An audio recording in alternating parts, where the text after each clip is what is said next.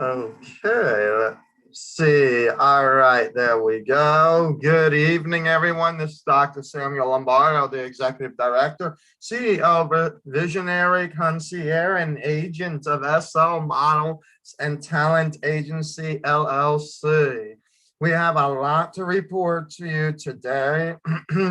I was supposed to start at 9 p.m. Eastern Standard Time and 8 p.m. Central Standard Time, but unfortunately, what my plan was did not quite pan out. So I am here with you today for your entertainment financial news, as well as other financial news that may be burdening you this day on this particular video. So first, I want to mention, if you have not subscribed to the YouTube channel, please subscribe to SL Models and Talent Agency, LLC, where you can get more information and YouTube videos on how to get involved with the entertainment industry, as well as what is expected of you as a dreamer of the entertainment industry. If you're interested in supporting us, you could do so at www.patreon.com/SLMTA. And also pinned in our comment section, which you will see. Hello, Kit Wiley. How are you? Thank you for visiting today. We are excited for all the viewers and those who will view and those who view later. We are going to be bringing in, this is going to be more of an economic message, more so than an entertainment message, but it is relevant to the entertainment industry. So that is what we are going to be doing today. But first, excuse me, it's pinned in the comments section below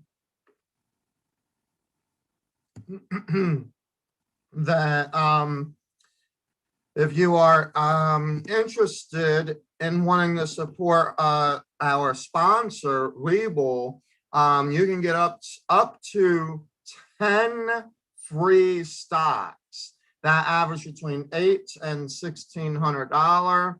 So all you have to do is apply with your account on that Webull account. That's our first sponsor during our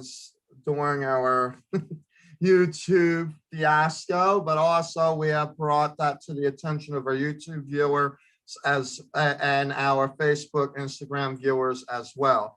But you can get free stocks and then share yours with others as well and earn even more free stocks. But you do have to sign up for your own account and you had to deposit $100 within 30 days. Other than that, you can withdraw that $100 once you have added the $100 to your account, and you can just play with the free stocks that you see there.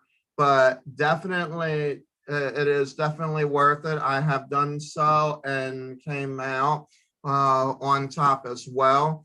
So definitely, I would advise you to do so if you're looking for some really nice help during the summer season. Again, that will be Webull. It is listed in the pinned comments right here on YouTube. Just follow, it'll say, please sign up with Webull today if you would like to receive up to 10 free stocks. Okay, with that being said, we are also doing our contest that is up and popping. We do have submitters. They are coming in now. We did lower the price of the submission from $150 to $100 because we have listened to our poll, and basically everyone that has signed a poll said that $100 would be feasible. So we listened to you and we changed it, and yes, it is $100 per submission. So you are getting a $50 savings on our live big Spring Fling and Kids Showdown Extravaganzas coming up. Okay, so definitely submit, and that is slmta.submittable.com/submit. That's where you want to submit. And one of the big changes there is that you no longer are required to submit a reference. However, if you are a pro, a celeb, or a supermodel type individual that is interested in wanting to participate in the contest, or just wanting to show yourself off out there, please, you want to make sure that you are connected with a reference. So it's not required, but it is recommended for those that those of you that would need. Also, those coming from mother agencies, because our mother agencies actually have signed up for our affiliate program, which will actually pay them for their participation rather than just submitting. Okay, so congratulations to the mother agencies thus far. Some of you I hadn't gotten to. We're doing them in the order as applied, excuse me. And also, there are some of you that I hadn't gotten to yet because it's just as simple as click and submit to you. And we hadn't done it yet. There's some of you, you know who I'm talking about, that will also get the invite. It's not saying that you have to do it, but it is a fun experiment, and we take all suggestions or opportunities as well along the way. So definitely let us know your thoughts on that. Okay, the first thing that I want to bring up that I have actually listed, it's not on the YouTube, but it's listed on our other pinned comments with Instagram, Facebook, as well as Twitch, and that is EIDL. So there is no more EIDL. There is an EIDL loan, okay, that you can apply for. If you have not applied, then you can just start new afresh. Okay, those of you that did apply and have been declined, it is still not late to be reconsidered. pbc.reconsideration@sba.gov. Okay, and then also that I want to add to this as well is they are also, those who have been funded, you're going to be going through another type of approval process for you to actually get approved via EIDL loan for up to capping at the 24 months, and that could go up to $2 million. Okay, for that. All right, so there's a little bit of information on that economic news. Well, let me make sure. It looks like I'm still good because I'm talking here on Facebook. I don't know if it's a computer thing or what. I'm watching it, but I'm seeing some issues where my cursor is spinning as if my screen had froze again. So I'm hoping I don't run into this issue. It's been one thing after another. We're actually getting a new sound system because this one obviously is not doing too well. And so we apologize if we cut in and cut out and then we have to go back in and all that. It doesn't look good, but I'm just letting you know that that is the real reason behind why that's happening. Okay, then there is the targeted advance. Okay, the targeted advance is for those who can prove 30% loss or and also is in a low income area. So word on the street, and my sources are actually telling me now that there is a very good chance at this point, now that they've sent all of the emails to all the low income applicants, that basically they will now soon be ready to open the portal. However, I'm only going with an assumption because nothing has been clear here. But if I were to read between the lines of what people are telling me, what I'm hearing on YouTube from other individuals, and what I'm actually seeing in the bill, my cautious thought would probably tell me that the 5,000 supplemental grant, because understand supplemental is like to add in, okay, even though that it is in the bill, they're going to open the targeted advance portal up for new applicants at some point.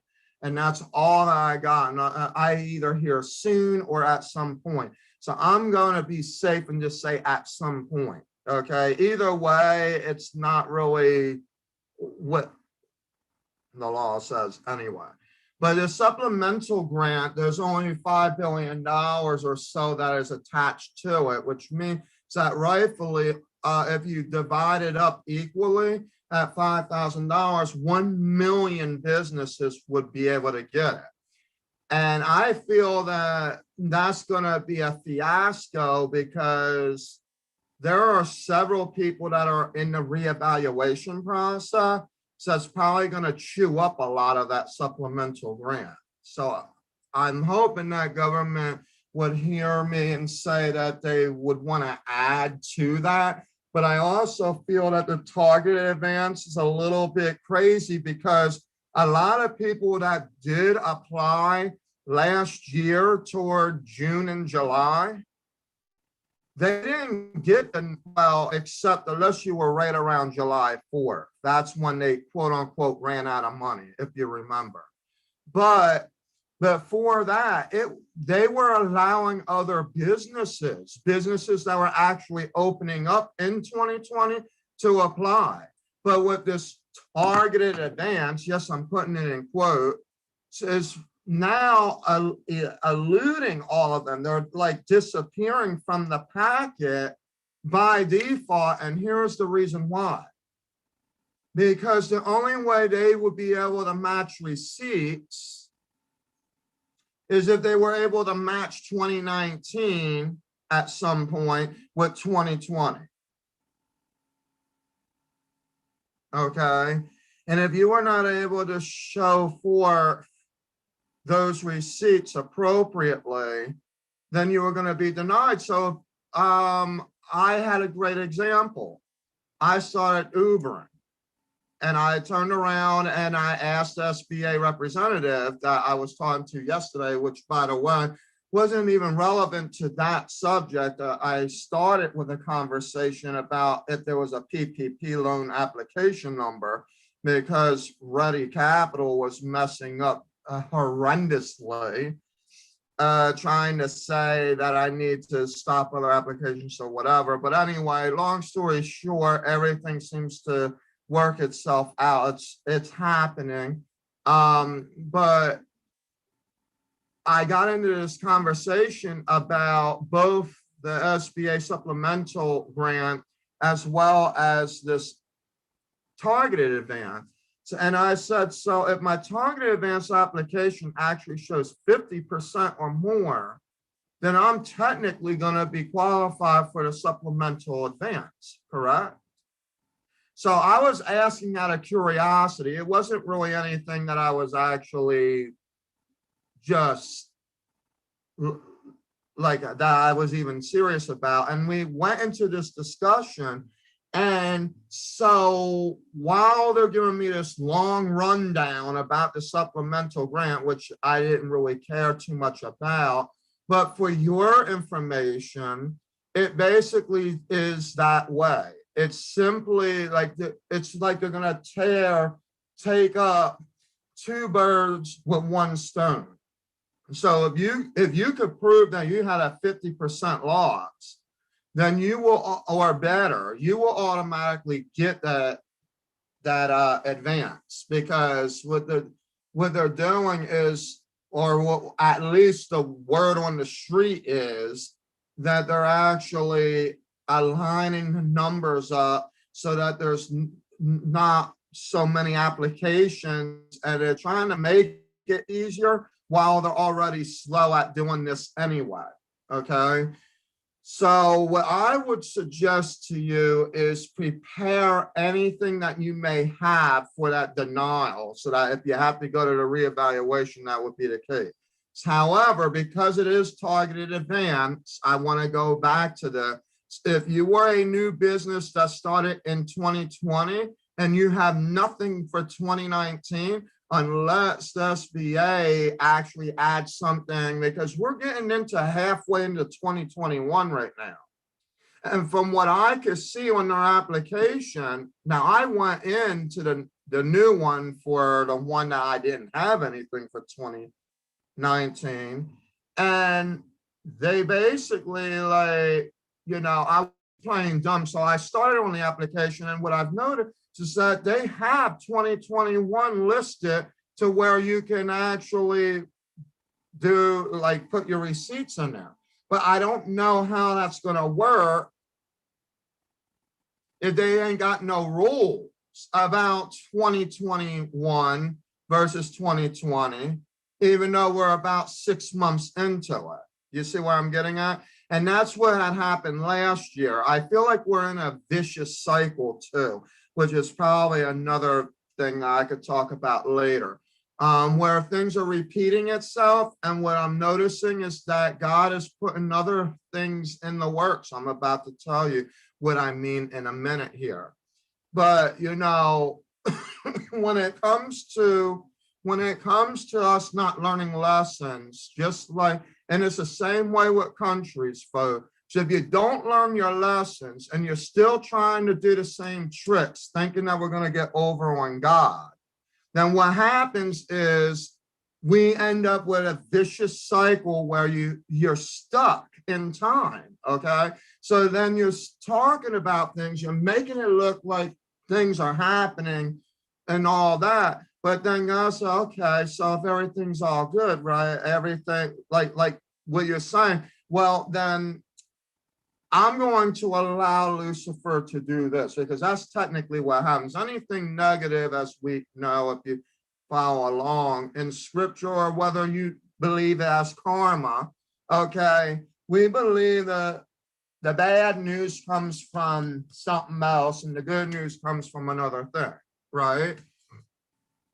Well, the good has to appear to accept the bad in order for the bad to happen. There is actually a validation point, unfortunately, for those who do not believe in validation.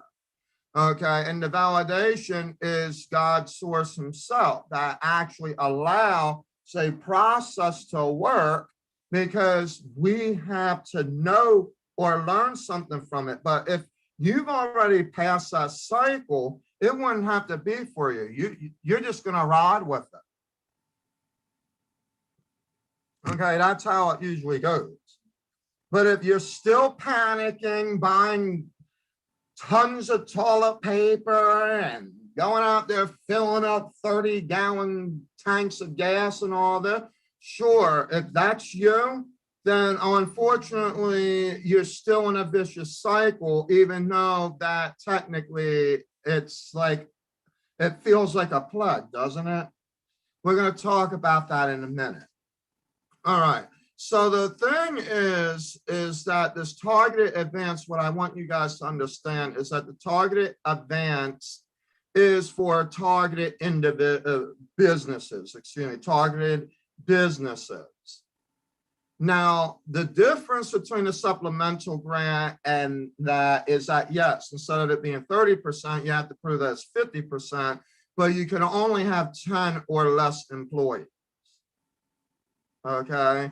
So that means if you're an Uber driver or what have you, and that is your business, and yeah, that could be you if you could show that you have a 50% loss. So you also have to be within a low income area. That's where the trick hits. As long as you're in a low income area, and you have to go to sba.gov to figure that out. Because if you're not in a low income area, then it doesn't matter what kind of an application you put out there, they're just going to deny you and tell you that. Okay.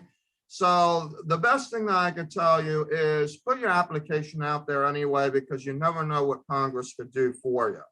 At the same time, if you feel like you're not going to get anywhere and you don't want to do it, then that's going to be your own prerogative. But I'm just letting you know that it's something that you're going to have to do if you want to at least attempt to do it.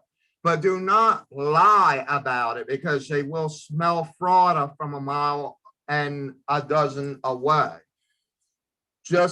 I mean, the best case scenario is that you didn't realize that you were in a low income area. That's not fraud. That's just, you're putting information in there. But fraud would be if you're actually lying about things, giving fake tax return, so you hadn't filled out and all of a sudden now you're filling them out. Here's the bad news too. If you hadn't filled them out by the 17th, it's going to be too late. So if you're thinking about wanting to do this and you were hoping that it was going to be open to the public, right now you better get your Schedule C's on target. So I am stressing this out while I can. I'm going to stress it out very clearly. Now, for talent representatives, you know who you are. You could be a promo, you're a producer, you could be someone that runs a gallery. You could be an agent. You might run an agency like I'm doing. Whatever the case may be, this SVOG, which is a Shutters Opportunities Grant, Shutter Open Grant, whatever you want to call it, a Shutters Venue Grant is what I call it.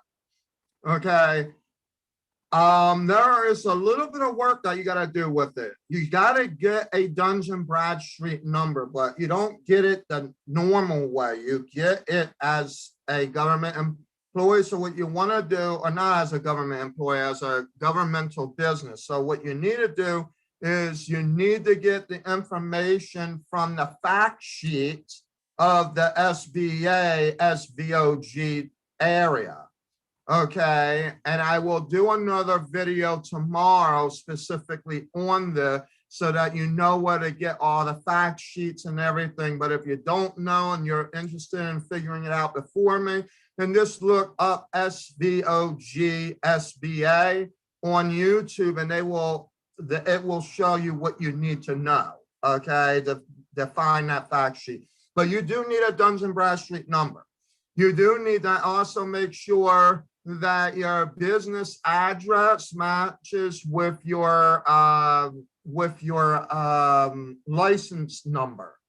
Okay, so like whatever your LLC or corporation number is, whatever that is, your articles of incorporation, that address needs to match the business address, even if your business address is actually got a different registrant name. And the reason for that is because, like in my situation, and I've asked about this, it's a little unique, but it's not abnormal.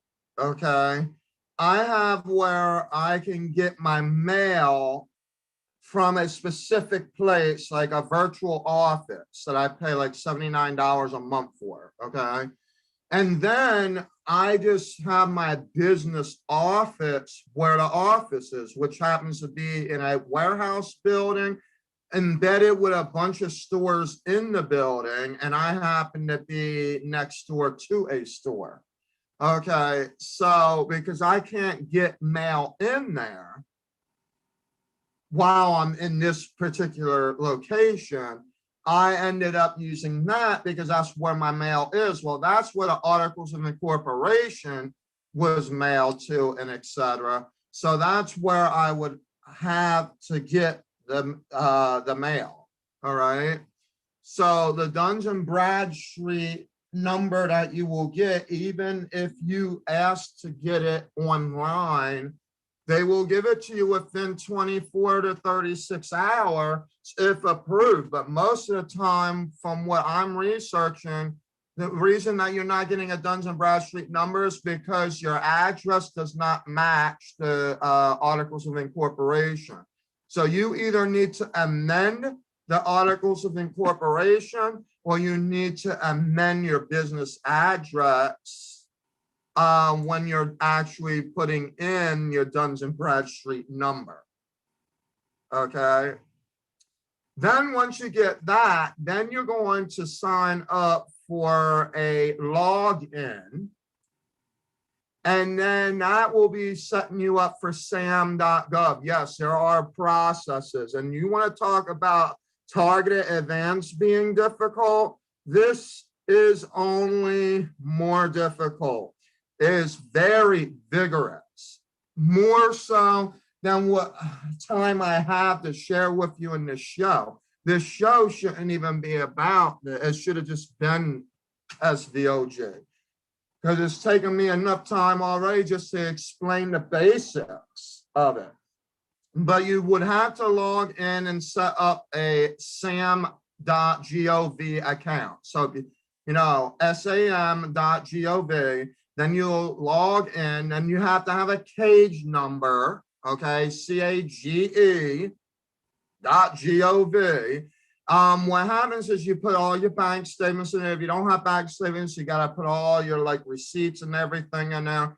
Then they're going to ask you for this tax return, that tax return. They're going to ask you for a summary of your business. So they're going to ask you for your website even. Oh yeah, it gets vigorous. That's just the beginning, folks. That is just the beginning. Okay, and it continues. It goes as far as like, okay, so for example, if you're a talent representative, okay, and the reason I'm bringing this up is because I am a talent representative. What they want to know everything. They want to know what contracts was signed, what artists that you were signing with. One was their specific bookings. How often were the bookings? What else are they gonna want to know? Hold on. They want to know pretty much what your roster is. When was the last time someone on the roster was booked? Did you schedule an event? Did it happen? Why didn't it happen? And then they want you to round up what these events basically would have been costing. Like, for example, I had one event that we've lost over $2 million. Literally lost over $2 million on that event. And we're still trying to make it happen because it's virtual, it's live. We have a whole bunch of vendors.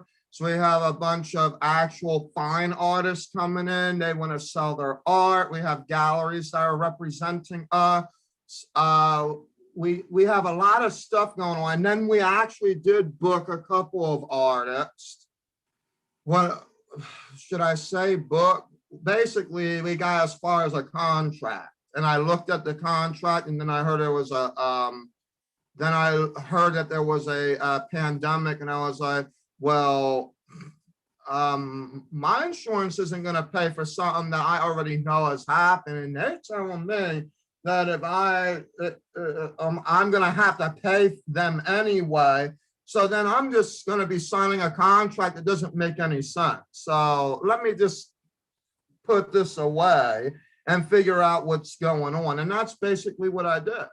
But then I heard for real, there was confirmation that the building was closing. That, in fact, that it's still closed for the most part for major events like mine. Okay, so I can't really have an event yet. So the Masquerade Ball is now pushed to August of 2022 because of these standards that they have and what kind of an event that I'm doing. In the meantime, what I did is I've been scheduling and I basically, the artists understand the situation. So basically what they were doing was riding the wave with me, so to speak, but I had to reintroduce the contract because with all the money that's been allocated and then the pandemic, and I've taken severe losses of over 60% last year. I'm not afraid to mention it, though. It's just why I'm filing for the SVOG, because while it is a vigorous process, whatever I forget, they're going to come back and say, okay, we just need this, or that. That's basically what it's going to say. All right. But for the most part, you want to make sure that you have everything. And then right in the beginning of the whole entire contract, they're going to ask you, do you have a roster? Yes. Okay, good. You're approved. Because if you click no just to be stupid, just click no, it's going to tell you you're not approved. And if you leave it as no, they're going to say thank you for applying. But unfortunately, because of these questions that you have answered, we are actually not able to support you at this time, or something to that sort. That's what it's going to do. So that's what will happen if you put no on questions where it's supposed to be yes. So you want to make sure that it's yes, but you got to make sure that you're not going to lie about it either. Don't make up events either, because like for us, it's the masquerade ball. We had the online competitions. We had artist gala where that was doing okay for a minute, and then it floundered a little bit. We still have it. It's going to come back. And then we have a few other things. Yes, we do have people that signed with us.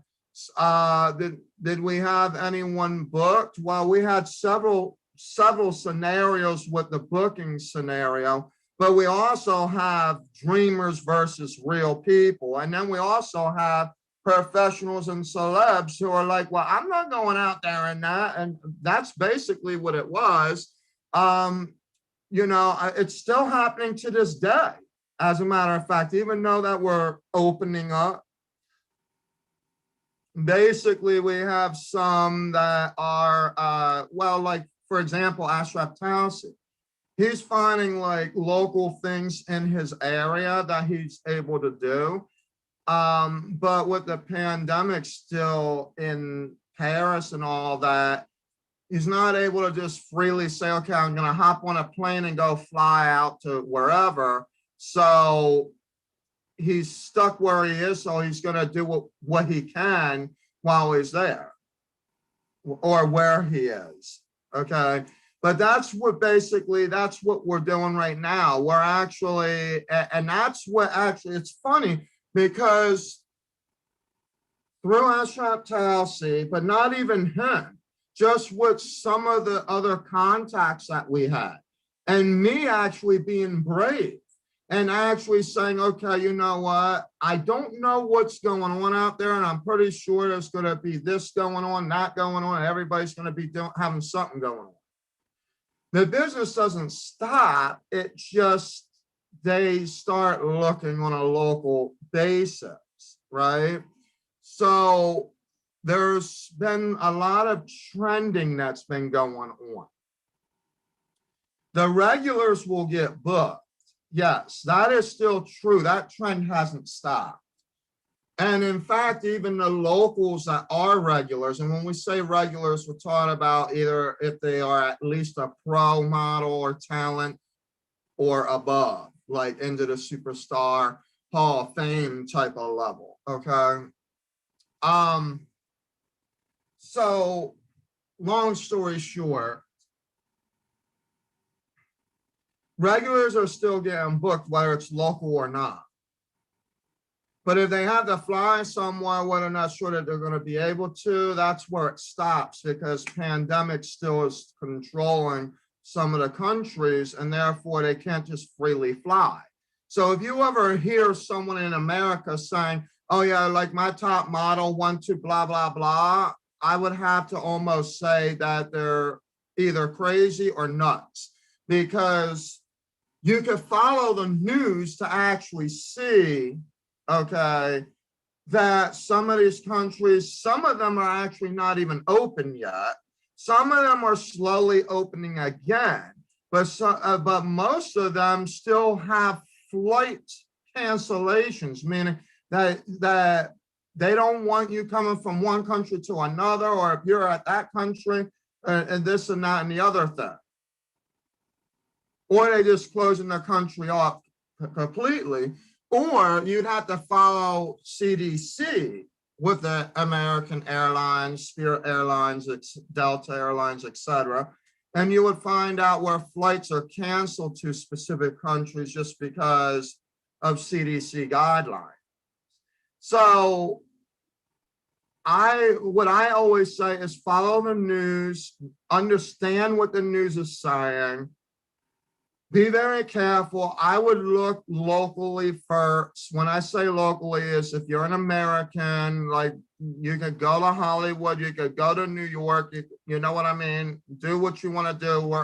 We're open here in the United States for the most part, so they're saying, okay? So that's where you want to go, but do not sit there and advertise, oh, I'm heading on over to Paris, unless you're going to convince to me somehow that you're actually going to Paris, because unless you're virtually going, it's going to be kind of hard to do so.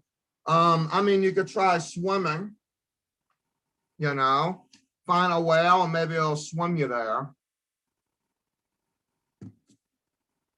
But that's where we're at with that, okay? So that is the economic news as far as grants are concerned. PPP, those of you that are asking me about that. PPP, if you have a pending application, meaning that your application has already been in the process, and therefore, usually you would have an SBA loan number, or that you have already been in the queue from the bank that you applied through, then you are actually allocated within whatever that number is that they have. I think it's several billion, about 11 billion or so worth of funding. And so that line item had cut the 30 billion that was left out. So the PPP has ran out. But there is a poll out there where you can sign a petition if you're interested in Congress actually reenacting the PPP program. Because I know that some of you had not even gotten your second scenario, and Congress is actually, here's some of the good news. Congress is already realizing that they actually made some nice big changes late in the game. And therefore, it probably will end up being reenacted with these other big bonuses to the program. It's just a matter of time, and you won't know until they're done with this vote-a-roma and fiasco with these two bills that they got going on right now. But the thing is that you want to make sure that that if you're in the first draw or that you're in the second draw at the last minute, that you have an actual SBA loan number, or that you were far enough in the advance period where you were allocated the funds, okay? Then you would actually know that you are part of the 11 billion that has been in the line item receipt for the 30 billion dollars that has now been submitted. All right, so there is that. And by the way, I'm actually waiting for it. It's a pretty good, decent amount. The thing is that I was still kind of, and this is another thing that I want you guys to be honest about too. If they ask how many employees, you may want to put one, because I always ask 3 times. And if there is going to be a tie, then I have to ask the 3rd time to break the tie. But I have asked 3 specific SBA lenders, 3 specific SBA associates like at SBA, 3 specific loan officers, and 3 specific individuals that I know from another source I'm not even going to mention thereof because they don't want to. Basically, the question is, the question that I was asking was about this line 7 scenario. Okay. I don't know what that was. Sorry if you heard that in the background.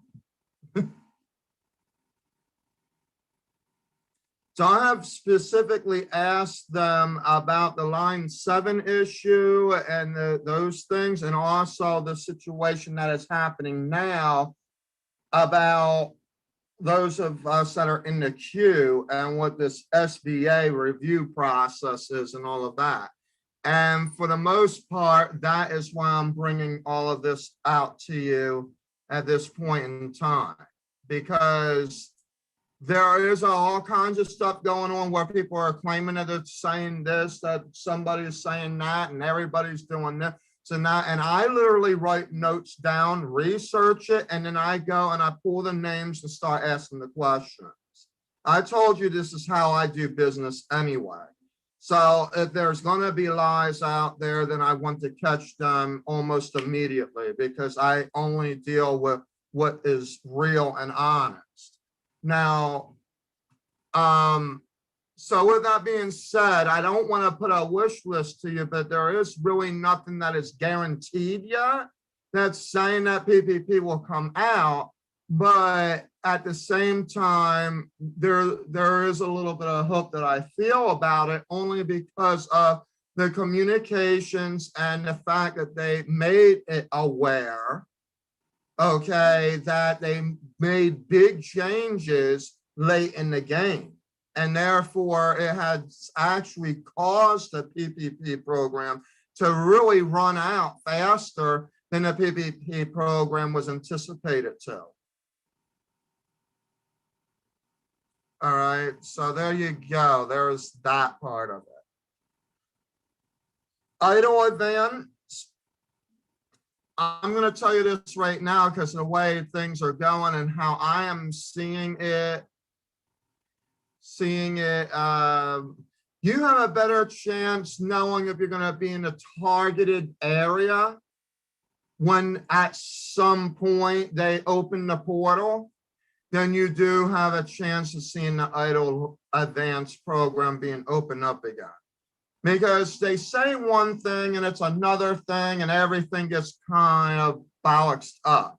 Now, what I really hope for at the very least is that if they're gonna do targeted advance still, that they stretch a targeted advance to allow those that have reached 30 and 50% in those other targeted areas to be accepted and approved, because the majority of them that are actually being denied is because they are on purpose sending because it was required.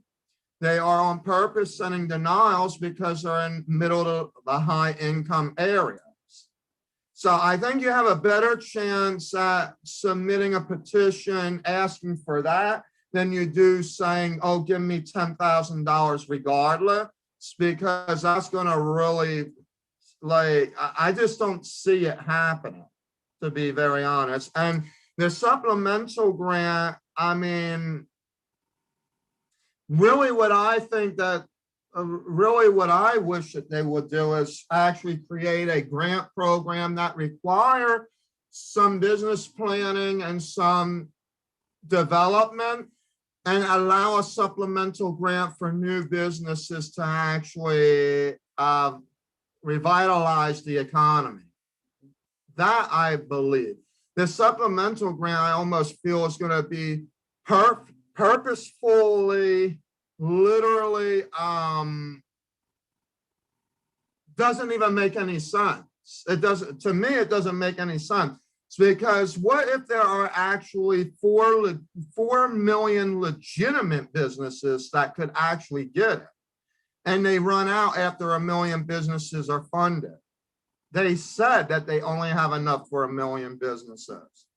So with that being said, they would either have to be, they would have to ask Congress for more money, or they would literally flat out have to say, all right, targeted advance is still going on, but supplemental grant is now finished. And that, to me, it just doesn't make sense, because a supplemental grant, if you're going to do supplements, it should be just as important as a targeted advance if you're doing it for the same reason. So I feel like they might have, I think that they probably even made a mistake there, but I could be wrong. I mean, I guess that would be up to Congress to figure that out, or maybe even SBA, but I have to say that that's probably going to be one of those line items that are eventually going to just make way into another bill or whatnot, because if they want to create more jobs, then you're going to want to make sure that they are supplementing businesses to start up, or supplement the businesses that flat out went under to get them to come back up. One or the two, or both, you know, because if they were sitting there waiting for this so-called grant, and there was every excuse in the book to literally deny them, and they're literally saying that they had to dissolve their business. Yes, at that point, that should be proof enough that they're not doing anything, and therefore they should be revitalized. See, they're doing a revitalization for restaurants. Why not revitalize small businesses that went under, right? Are you all hearing me out there? I don't know if I put the right hashtags in there. I know that the first three that come up are entertainment, SLMTA, and modeling, but I also did add EIDL on purpose so that I can have the SBA hear me when I'm saying it, because really Elizabeth Guzman, she's a very good woman. She did a lot of changes in there for the past month as far as the SBA is concerned, okay? That would be one woman that I would actually say did a very good job with the administration. The administration is slow. Yes, I'm not going to lie. They are pathetically slow, okay? I'm going to say it like it is. But the truth of the matter is that they really made some big changes. And also they're going in and out with all this scams and fraud and fun stuff that's in between there too. But, you know, for the most part, I really honestly think that it's something that they should do. I think they should revitalize small businesses, regardless of where they were, because some of them are in high income, middle income areas, and they are still closing their doors. So if they closing their door, so you need something to revitalize them. So why call it supplemental? I mean, 5,000 would have been better than nothing if they could have gave 1 million businesses that closed up $5,000. I'm just saying, it's my opinion. I'm trying to be as fair as I could be. Who knows? If you happen to run across this video, give me a shout out. Let me know what you think. All right. So there you go. 49 minutes into the. So now we're actually going to be talking about what this video is about. No, actually, I did tell you that it was economic data, and I did. And there's a lot of economic. Oh, there's a big thing going on right now. I'm sure that most of you probably know about this already. If you're living on the East Coast or if you're living in the Southeast, there has been some issues, as you know, with a hack job to a pipeline. Now, I'm only going to go as far as that. I don't know the whole entire story yet. I could bring it to you and then discuss it tomorrow. That's fine. But the point is that there's a lot of people going crazy over this. And I have a couple of words of encouragement for you. No one knows how long this fiasco of this hack job, okay, is going to last for, or how long the gas shortages will go for. All right. But you want to be courteous of others. Going and sitting there buying a whole bunch of toilet paper, paper towels, and 30 gallons worth of gas and putting it in your trunk and driving around with big barrels of whatever, winery leveled, Buccaneer leveled buckets of whatever to go and fill gas up. Folks, until we figure out I have to be very honest. This all goes right back to what I mentioned in previous videos about how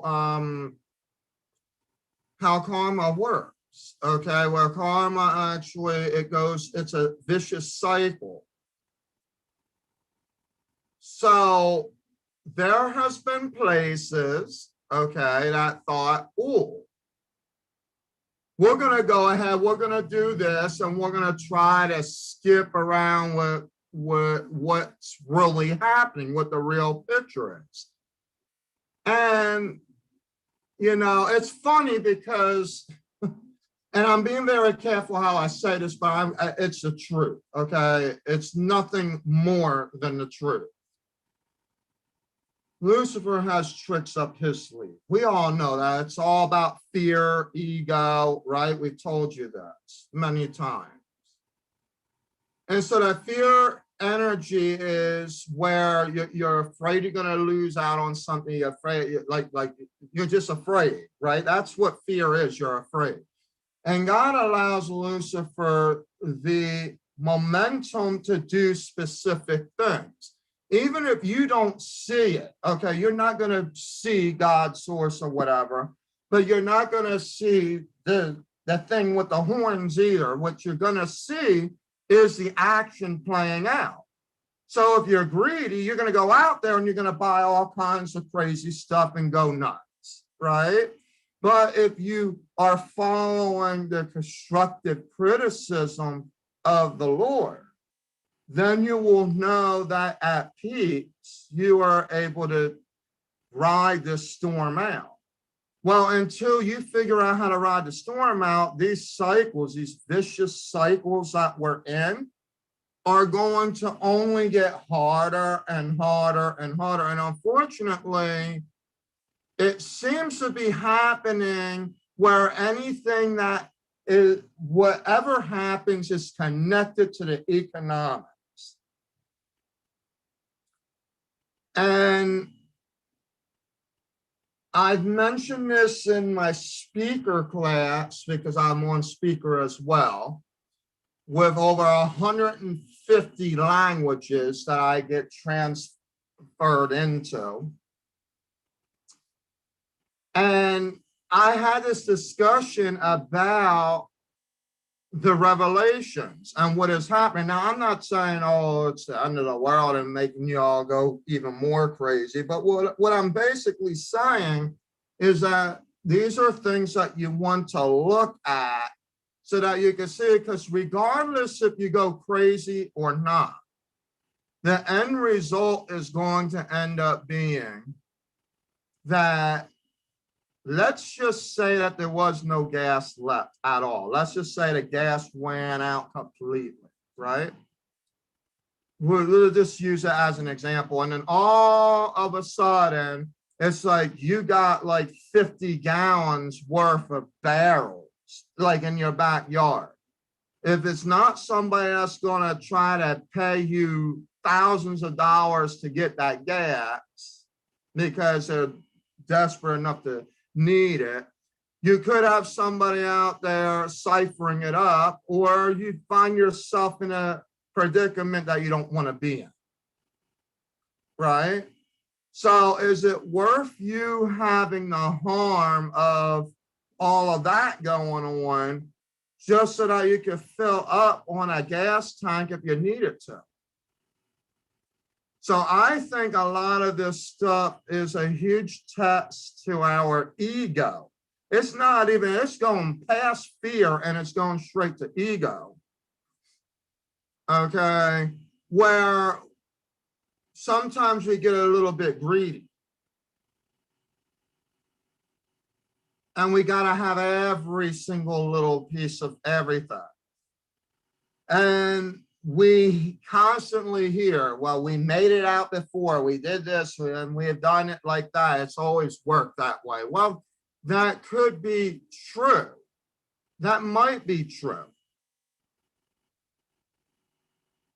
But I'm also here to alert you.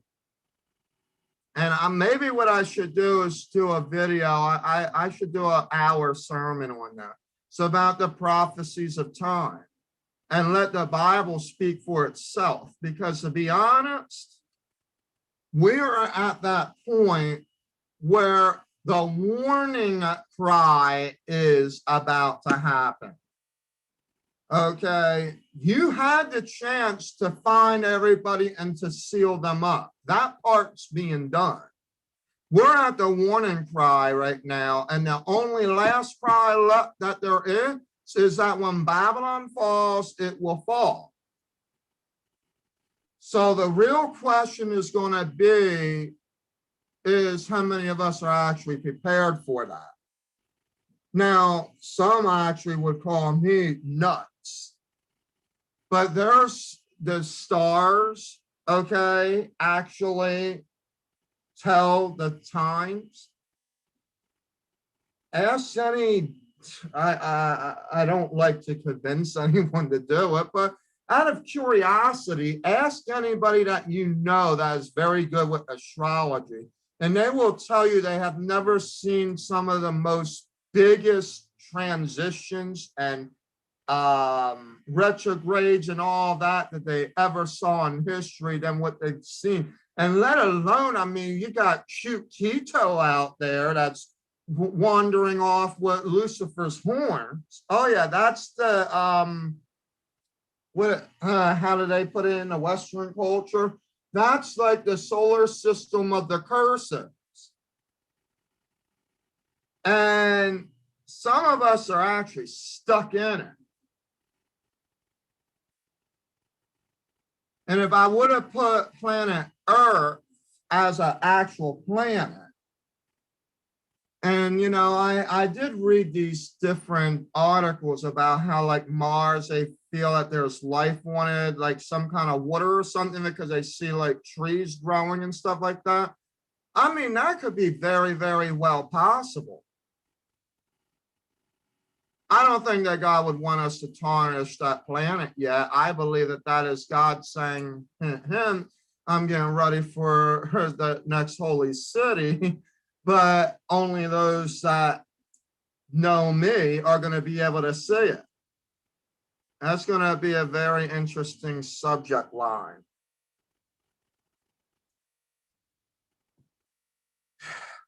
But we don't need you to be going crazy. What you really need to be doing, and this is where I encourage you. I encourage you to actually bow down, meditate, pray. You know, see where God is going to lead you. Because right now there is so much happening at this point. I believe that, and this is the unfortunate thing, even for those of us that truly probably don't want to believe this. So I believe that the rocks and the trees are crying out, because some of us have went and surpassed our time. We were too focused on worrying about what time it is than to actually doing the work before the time would have ran out, or if it has. And my job is to basically encourage those of you, or not really my job, but what God has endorsed me to do is to encourage everyone that despite what the time is, that we need to be prepared, whether you're good or evil. And you need to put, and we need to know where our hearts are. And that's what I feel is the real message behind all this that is going on. Because there's going to be more going on. I mean, we're hearing, we have the excuse of the pandemic that's becoming red and blue. It should have never been red and blue. And now now things are, how do I want to say, things are so like divided that only God or whatever is going to be able to undivide us. Is that the right way of saying it? I think it is. Like undivide us, because we have a goal that anything that a blue president says, we're going to stop. That's what one says. And then the other one's saying, well, anything that you want to do, well, forget it then. So they're arguing and bickering back and forth instead of actually figuring out how to fix the problem. The truth of the matter is that Lucifer's goal, we'll just bring it to home real quick, all right? And then you'll see what I'm trying to get at. Lucifer's goal is to literally separate families. And how does he do that? By consequently having you believe divided information. So it could be anything like, oh, you cheated, this one stole that, that one did this or whatever. And it becomes a big fiasco. And then the next thing you know, you're so divided that some of you might separate. Some of you will just be straight up like, no, I don't want to deal with this. And then boom. Right? Well, that is what's going on. See, think about this. Congress is like the family to the big house, the birth of America. And by the way, the birth of America sits on Cancer, and the icon, listen to me, the Chiron is actually stuck in Saturn at their finance house. Ooh, that's not good. That's not good, especially if you are within the first week of July, just so that you are aware of that. If you are having financial difficulties, you might want to hear Friday's message on this. All right. Because it's going to talk all about economics and how to prepare for a bit of a breakdown, because there's going to be a warning cry. Now, as far as astrology is concerned, now, biblically speaking, they don't give you specific dates for astrology. It could be a little bit more specific, but it doesn't really say what it could be, how it could happen. Well, it could somewhat, depending on how thorough it is, but it literally gives you a time span. And right now, the whole Chiron scenario with those of you that are in Cancer, especially in the first week, are actually dealing with old wounds, okay? So it's basically old wounds of financial habits. I will tell you this much, is one of the longest transits that are out there. And we're only in the very beginning of it. And the worst parts of it would be anytime that Saturn goes retrograde. So again, I'd have to tell you more about that later, because that's not what this video is about. But I wanted to bring to your attention that for the truth of the matter is, the big issue right now with America is a big economic scenario. And the only thing that is being kept alive, believe it or not, as funny as this may sound, and it will be the only thing that will be kept alive, because scripture even says so. Even if you tried to shut them up, it still wouldn't matter. Will always be the arts. And believe it or not, economics and actual, your basic, even Shark Tank investors actually are starting to realize that this is a big thing to get into. Even with the competition that it is, it's actually a welcoming competition. Okay. So that's why I'm here to applaud those of you who are working hard. Yes, this is a hard thing. We're coming out of a plague that was 100 years, but I'm telling you this as well. This is actually only the beginning of the woes. And because we're actually stuck in the idea that we're focused on one thing, which is economy, we're not realizing where we could be attacked in other areas, and then it evolves from the economy. So in other words, remember how Babylon was actually torn down the first time? Babylon was torn down the first time because of the fact being that Cyrus, excuse me, I butchered the name.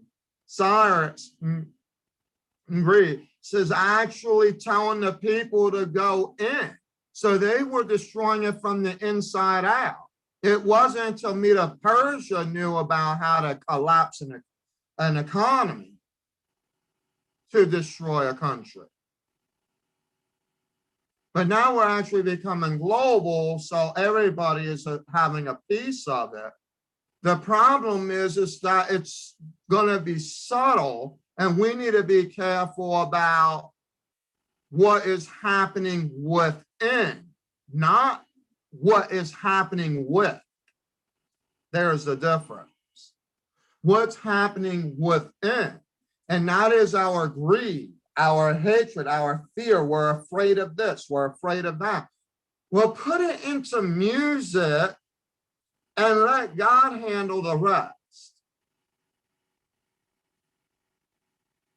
You know, or paint a picture, even if it's like just a black soul with a little round light in the middle of it. To do something creative. Get your mind off of the other stuff, you know what I mean? Yeah, it's there. It is there. But if we just focus on what is there, we'll never get past that.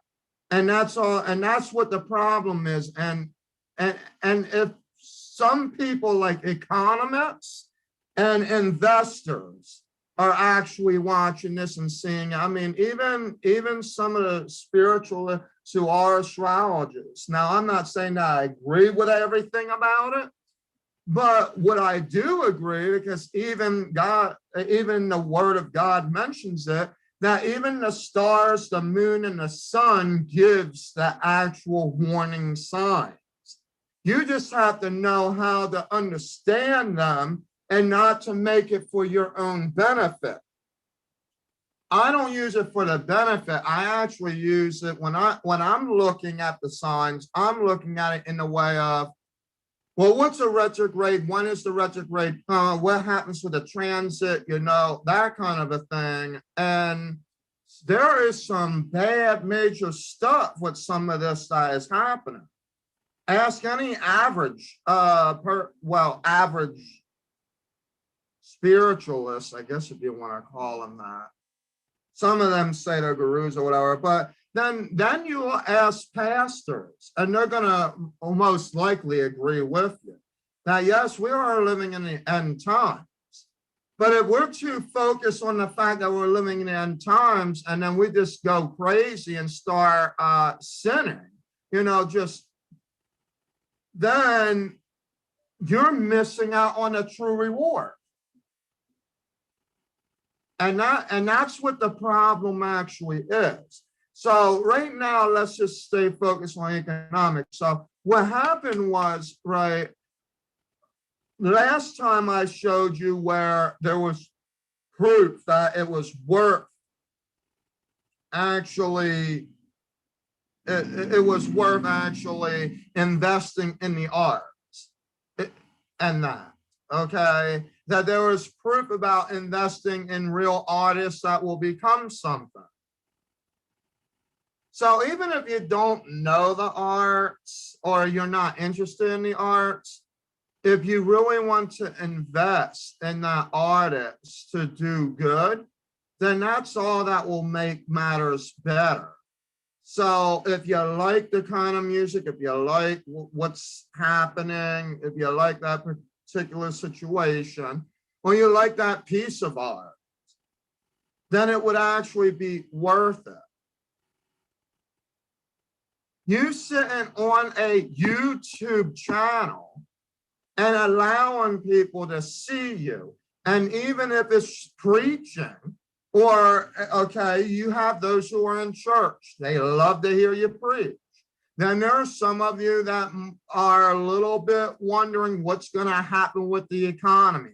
So then you're focused on stimulus. Okay, I understand that you may be focused on stimulus. I'm not too focused on stimulus, but I'm focused on the economics to show you and help you understand the true value of investment for what it is that you're wanting to do. But I'm giving you the underlying real truth behind it. I'm not just going to sit there and give you a bunch of charts that the average person may not understand unless you actually went to school and learn it, yeah, listen to me. I'm butchering my words today. Like economy. Or economics, there you go. Not the economy based off of economics. Wow. Okay. So you really want to be able to know that for yourself. And that's why I was bringing that up to you. And there's going to be a much more action to this YouTube channel than what you are seeing right now. This is just the beginning of the new topics that we are having now. SL Models and Talent Agency LLC with the gold ring, or excuse me, the gold icon with the red ring around it. That is our YouTube channel. Definitely subscribe there. Okay, because there's going to be a whole lot new things happening. We are not just going to be focusing on trying to get dreamers to do something that they don't want to do. That's not even what the vision of SLMTA is. We are about bookings, but we do have a dreamers division, and now you will be signing a actual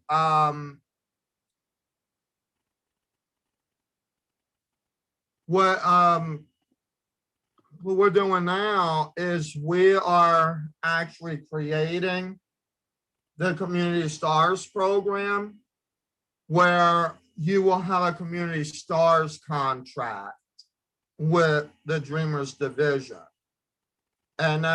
And so if you're going to say that you're ready for bookings, and we're going to need to see the things that we are needing, as far as for submission, that is.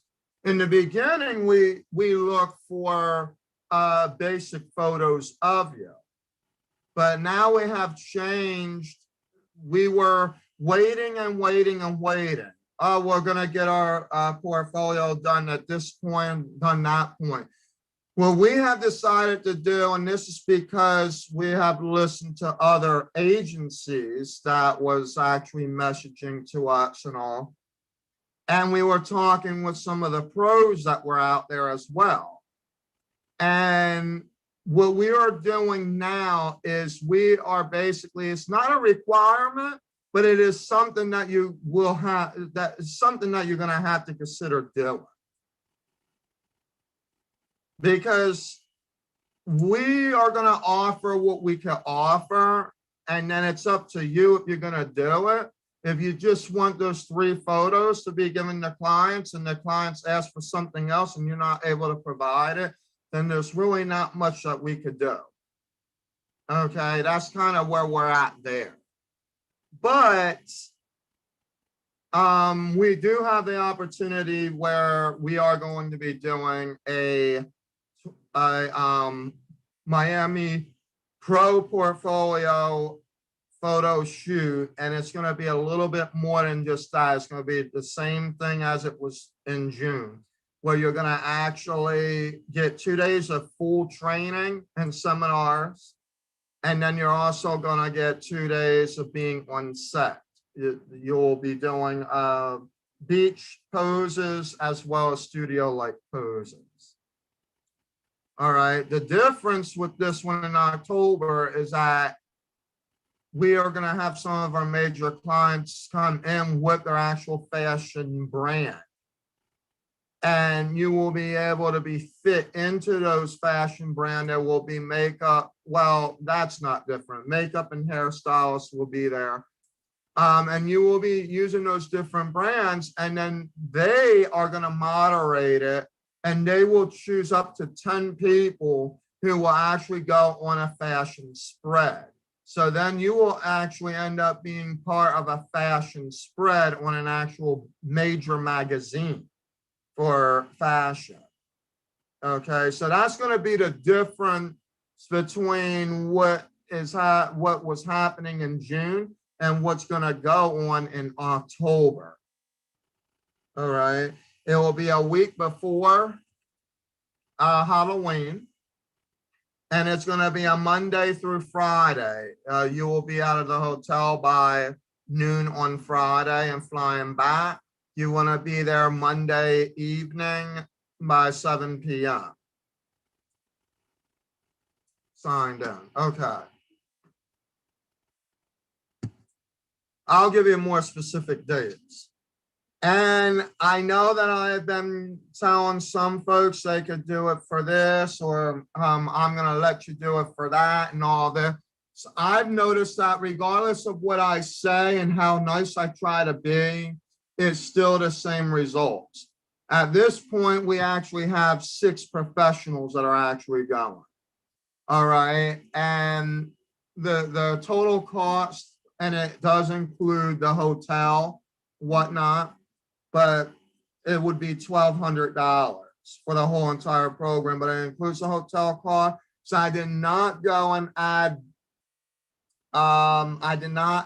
travel, but if we did have to add travel, we could work something out. It could be included in the $1,200 by default if need to be, if you're actually able to do a waiver and then provide us the proofs of that. All right. But the reason that we didn't add travel is because we were hearing that some don't want to travel by this, some don't want to travel like that. I'd rather fly. I don't want to drive and all this. So I just said, I'm not going to monitor how you do it. I'm just going to tell you, here's the address. This is the dates. This is the time. This is what I want to see. How you get there, I don't care. I mean, I do, but I don't. You know what I'm getting at. I would like to see you there, but I'm not going to sit there and have how you get there be the excuse. You're going to have to decide on that. Okay, but I will be willing to help you. We can consolidate how you will get there, but we are also going to need to see some movement on your end, and that means a payment. Okay, because we need to know that you're actually being serious about attending. None of this.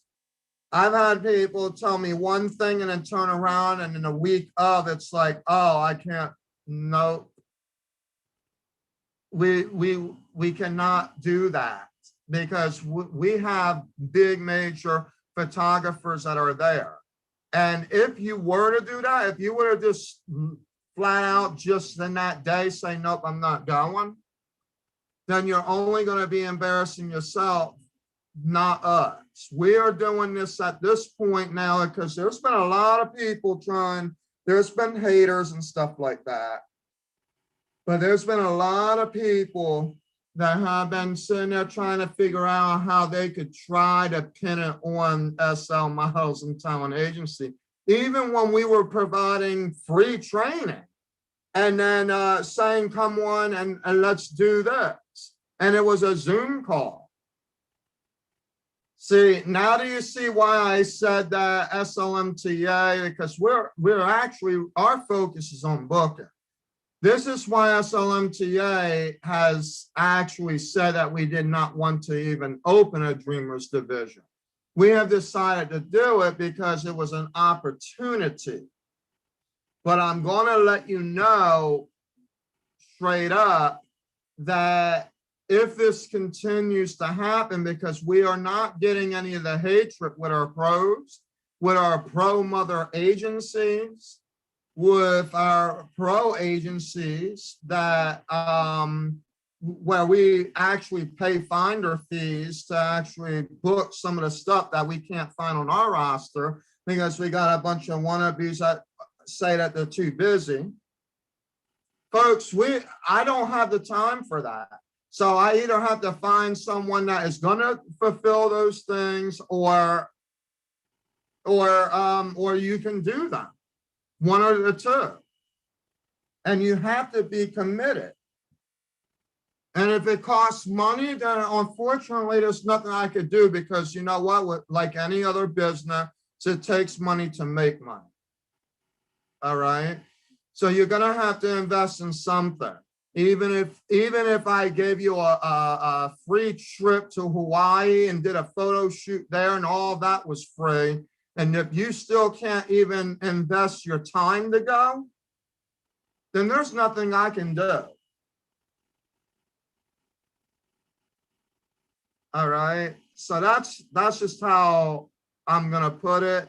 And that's probably the last bit for a little bit of me explaining about Dreamers and SLMTA. So yes, we do have a Dreamers division, but we're not going to be advertising the Dreamers division as much as we would like to, because what we're going to do is we're going to give you the opportunity of signing the Community Stars package contract. And if that is not for you, then that's fine. We're just going to keep it moving.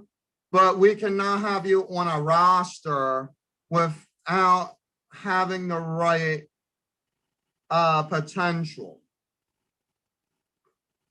Because some part of that does actually make us look bad. Like if there's somebody that's sleeping in their bed and they took a picture of them on their pillow with butterflies filtered in and makeup on their face, and they're laying on their pillow, that's not a picture to be submitting to a thing, unless you're trying to go and get a mermaid mattress commercial or something to that sort.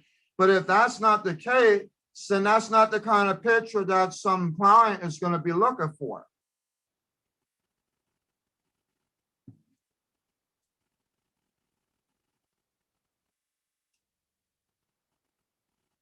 So there is that. I would like to share my screen a little bit now. I'm just thinking to make sure that I'm off this topic. Make sure that there is nothing else that I had to add that's related to that topic particularly. Yes.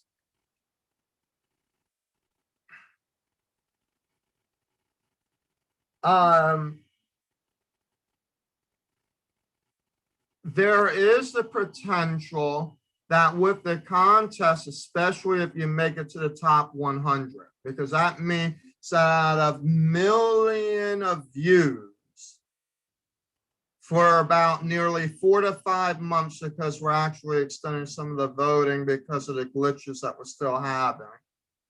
But with your profile and everything, we actually created this thing in a very well sophisticated way where you would actually have your own specific profile based off of that. And when you go into the gallery, when we have the gallery set up, you're going to actually see that information. Long story short, if you are the top 100,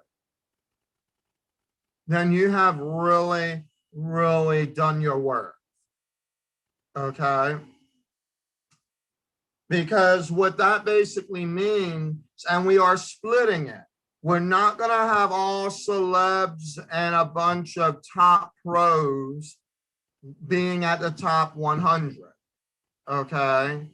But toward the top 25, if it ends up being just them, then don't panic. There's always going to be a chance where this is to help you grow, whether you're a freelancer associated with an agency, or you're just interested and want to see how far it goes, okay? But if you reach the top 100 level, most likely we will probably ask you if you would be interested in signing with SLMTA.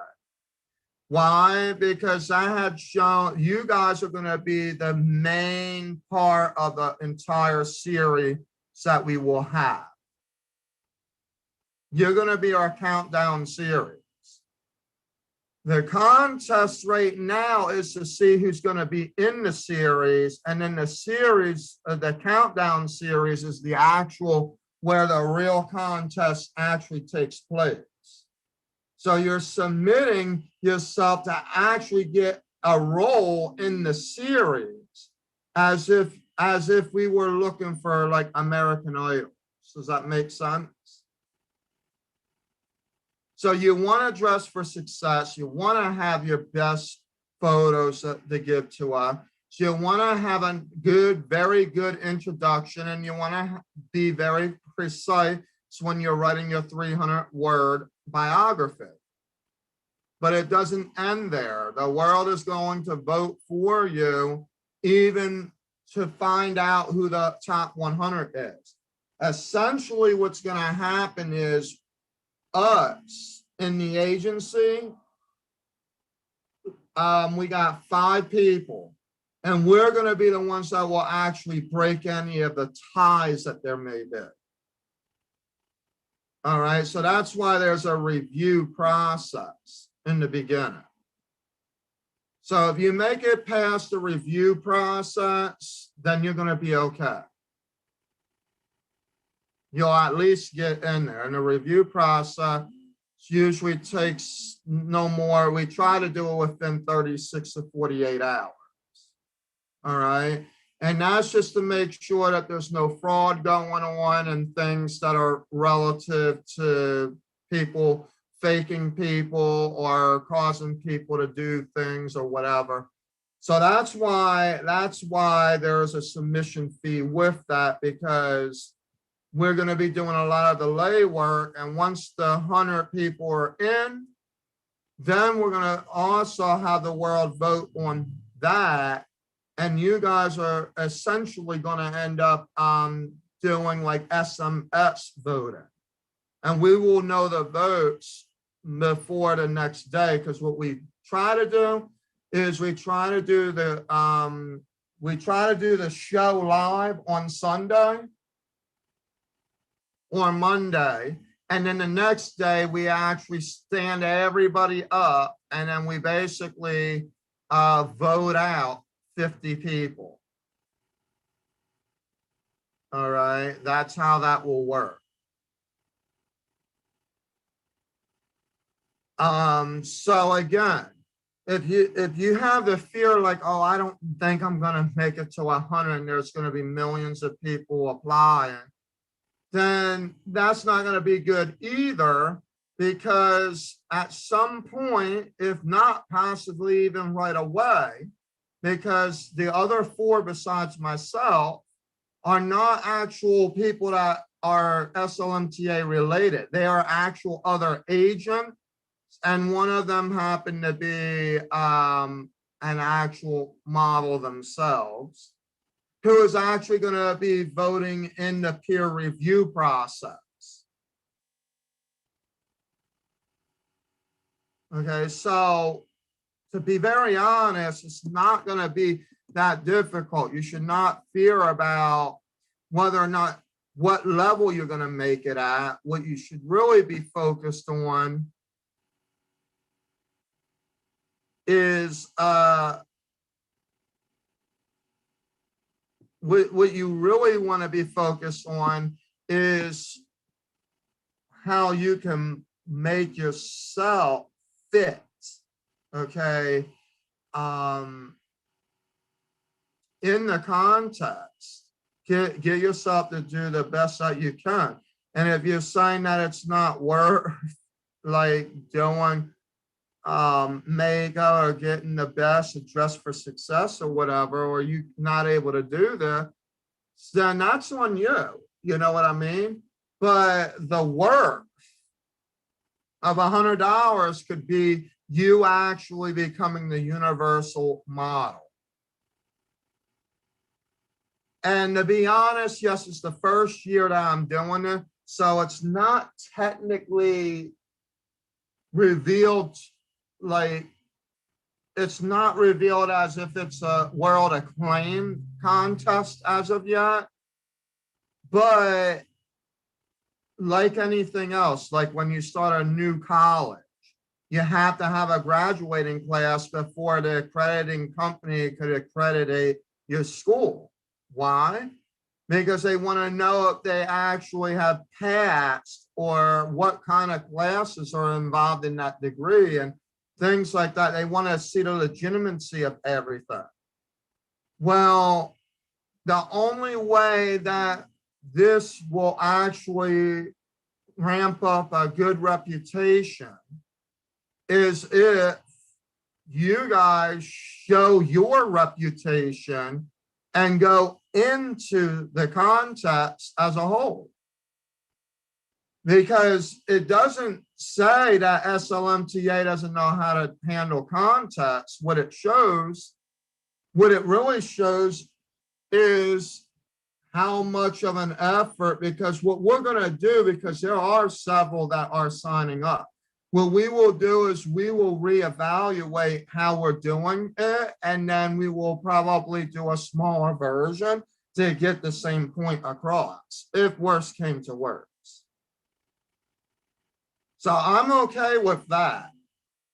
But I just want to let you know that the contest is there, and it is kids ages 4 up to 17. And every category has its age beside it. You'll see it in parentheses. Like there's 3 things that you could submit a kid for between 4 and 7 years old. Then there's 8 to 12. We call them the tweens. And then you have the teens, 13 to 17. And then, of course, we have the adult that is 18 and above. Okay. So again, you know, to be very honest, and we have an affiliate program because we were already starting to hear the stories about that. What we've decided to do is, instead of advertising the affiliate program, we are going to send special invitations to mother agencies that would actually like to participate in the program, and where they can actually earn money while sharing the program. In other words, it would be like their finder's fee, for example. All right. So that's what we are doing there with that. So it will be special top artists and models that we would be targeting for the affiliate program. and it would be mother agencies. And we have several of them that actually already replied and said that they are doing it, which is why we actually have folks that are signing up. So there are folks that are submitting. Okay, so I don't want you to be thinking that that's not happening. It is happening, which is why I'm extremely busy and why a lot of stuff is happening at night when I do these lives. But the biggest thing is that it's happening because we have mother agencies that are participating, and it's a very good thing. We got one that probably could be looking at a $500 bonus already, and they just started 2 days ago. So it literally does pay off. Now I did have to refund a couple. I did have to refund those who applied early, but that was fine. And then some of them decided that they were going to just send it back and then put it as a donation. So thank you for those of you who may be hearing about this right now, that did actually happen. So then we just ended up, we just put it into the funding for the Community Stars program. But that is where we are at right now. So, you know, if you're an up and coming artist, you might get an email from me saying, hey, would you like to participate? Great. If you know some people that want to sign up, because again, it's easy money, really. It is easy money, but the real thing is whether or not, see, the people who are actually signing up are people that actually are already in the industry and know how it works. The people that are questioning very hard are the dreamers. And most of their questions are based off of their excuses of why they don't want to do it. Because no matter what answer you give them, their excuse is to figure out how they can call you a scam. That's what it really is. It doesn't do anything else but that.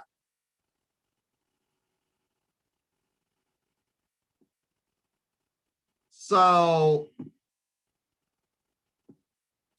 what my goal really is, and I'm going to be doing a video that mocks that tomorrow. It's going to be called The Scam That's Never Been Told. That's what the name of the video is going to be. The Scam That's Never Been Told. But I'm about to leak out some information about that video. The scam that's never been told is the one that says that it's a scam because you're trying to figure out how to get something for nothing, knowing how the system rolls. There, I didn't mean to rhyme. It might be a song for somebody out there, but I'm just telling you that's what it is. That's what it is.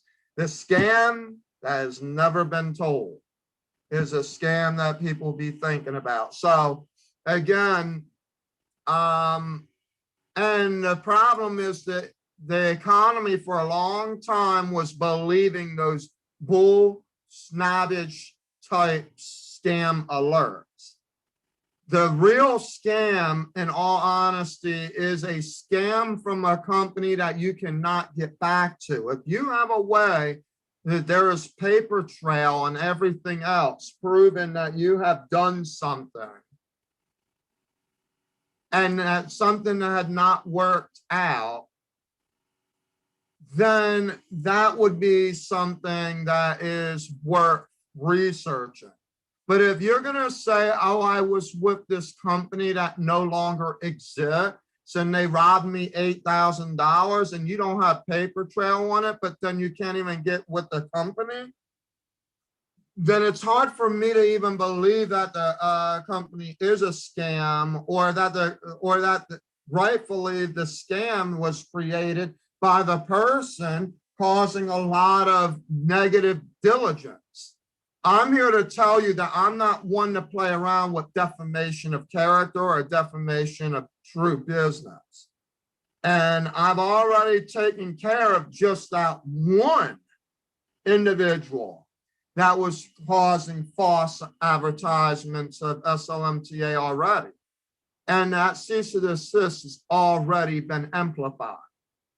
So let me just tell you right now, okay, that what you are about to hear tomorrow is probably going to be stepping on a lot of dreamers' toes, because I'm going to lay out every scam that is out there. I'm going to tell you what the scams are. Okay? And then I'm going to tell you why they say it's a scam and what they are actually doing about it. I won't name names because it's not even worthless. It's worthless to do. But I will tell you that 9 times out of 10, those same scammers are doing absolutely nothing today. So all they're doing is hating, telling stories about whatever their wishful ideas are, and then it just goes from there to a whole lot of other people believing it. Now, I will tell you that there is a shrewd scam going on. It's not even called a scam. It's really more about fraud. It's about behavior, okay? And that is that, but I've already talked about this. You can check in other videos. And that is how the entertainment industry, there are some divisions out there, like models, for example, where they are being harassed and things like that. But people are taking care of that situation. We got unions that are working into that. I'm developing a union myself for a whole group of people. There are mother agencies that are wanting to start guilds and everything else. We got a wonderful, we have a wonderful MAAI program going on. But these are not scams. These are real, actual things, okay? The scam is you. You are the problem. And I'm going to show you how you are the scam come tomorrow. And then we could talk about what a scam is. And then if you have any questions about that, you can let me know in the comment section down below, and I'll tell you about them in tomorrow's video. All right. I'm not afraid to bring anything up, and tomorrow is going to be a fun one. All right. So there's that. There's that. Some of you actually confuse scam with fraud. Now, I've spent thousands of dollars to get SLMTA together. I have worked, ask Malik, he will tell you, okay? I have spent money. In fact, ask Ashraf Tausi. I have spent several dollars, I'm just going to put it that way, to have a very good person actually signed into the agency that was worth our time. Now, I don't mean that we invested in him in a specific way, but it was a truthful way. And that was that he needed a visa. So if you're gonna bring somebody in to be an actual artist or model in America, you have to go through the process. So you're not gonna say that you're internationally renowned and not actually have international people there, nor can you say that they are international unless they actually have that background at the very least. Okay, so I call that just liars. That's not even what the definition of a scam is. The scam is something that is deceiving. Okay, so you could say that the person is lying about something to make them look more exotic or whatever. But the difference between a liar and an actual scam artist is that a scam artist doesn't have anything to back it up.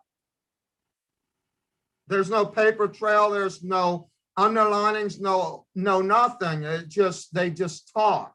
Blah, blah, blah, blah, blah, blah, blah, blah, blah. Okay? You might see a couple of things that happen here and there. Or you might actually see, even see the photo shoot. So it could be of their own team. See, I try not to, like, every so often I will show the photos of those of us that might have been with the team or is new in the team, just of past events, okay? But I do not turn around and try to make myself look like I have an event going on if I don't have one. All right, if that makes sense. Okay. Well, the thing is that for you to truly get an investor on your side, or even a real, and when I say an investor, I'm talking about anyone, whether it's Shark Tank, an angel investor, or it could be a pop singer that would be like, I would be willing, you know, if they had the money, they were financially stable. Like I would be willing to either serve time doing a project, because a lot of people like to take advantage of people too.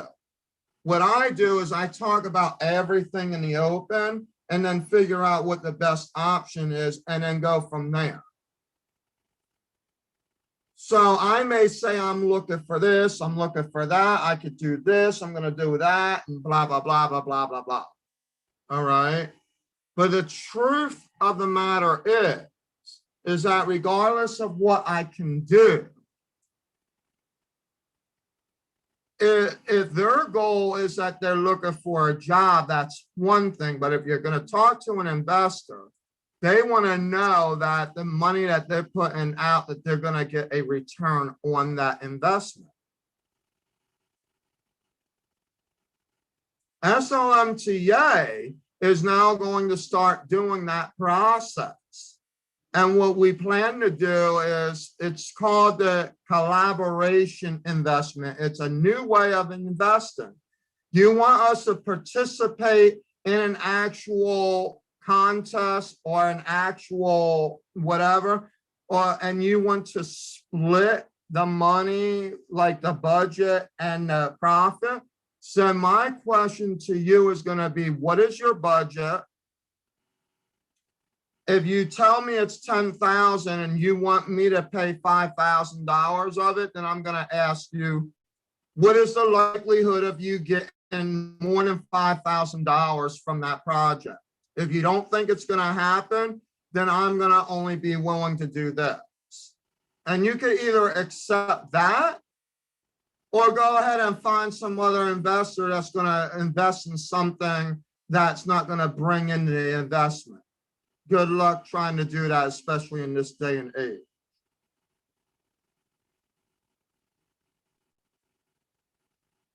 But that's how we will be working if you need help as far as investment goes.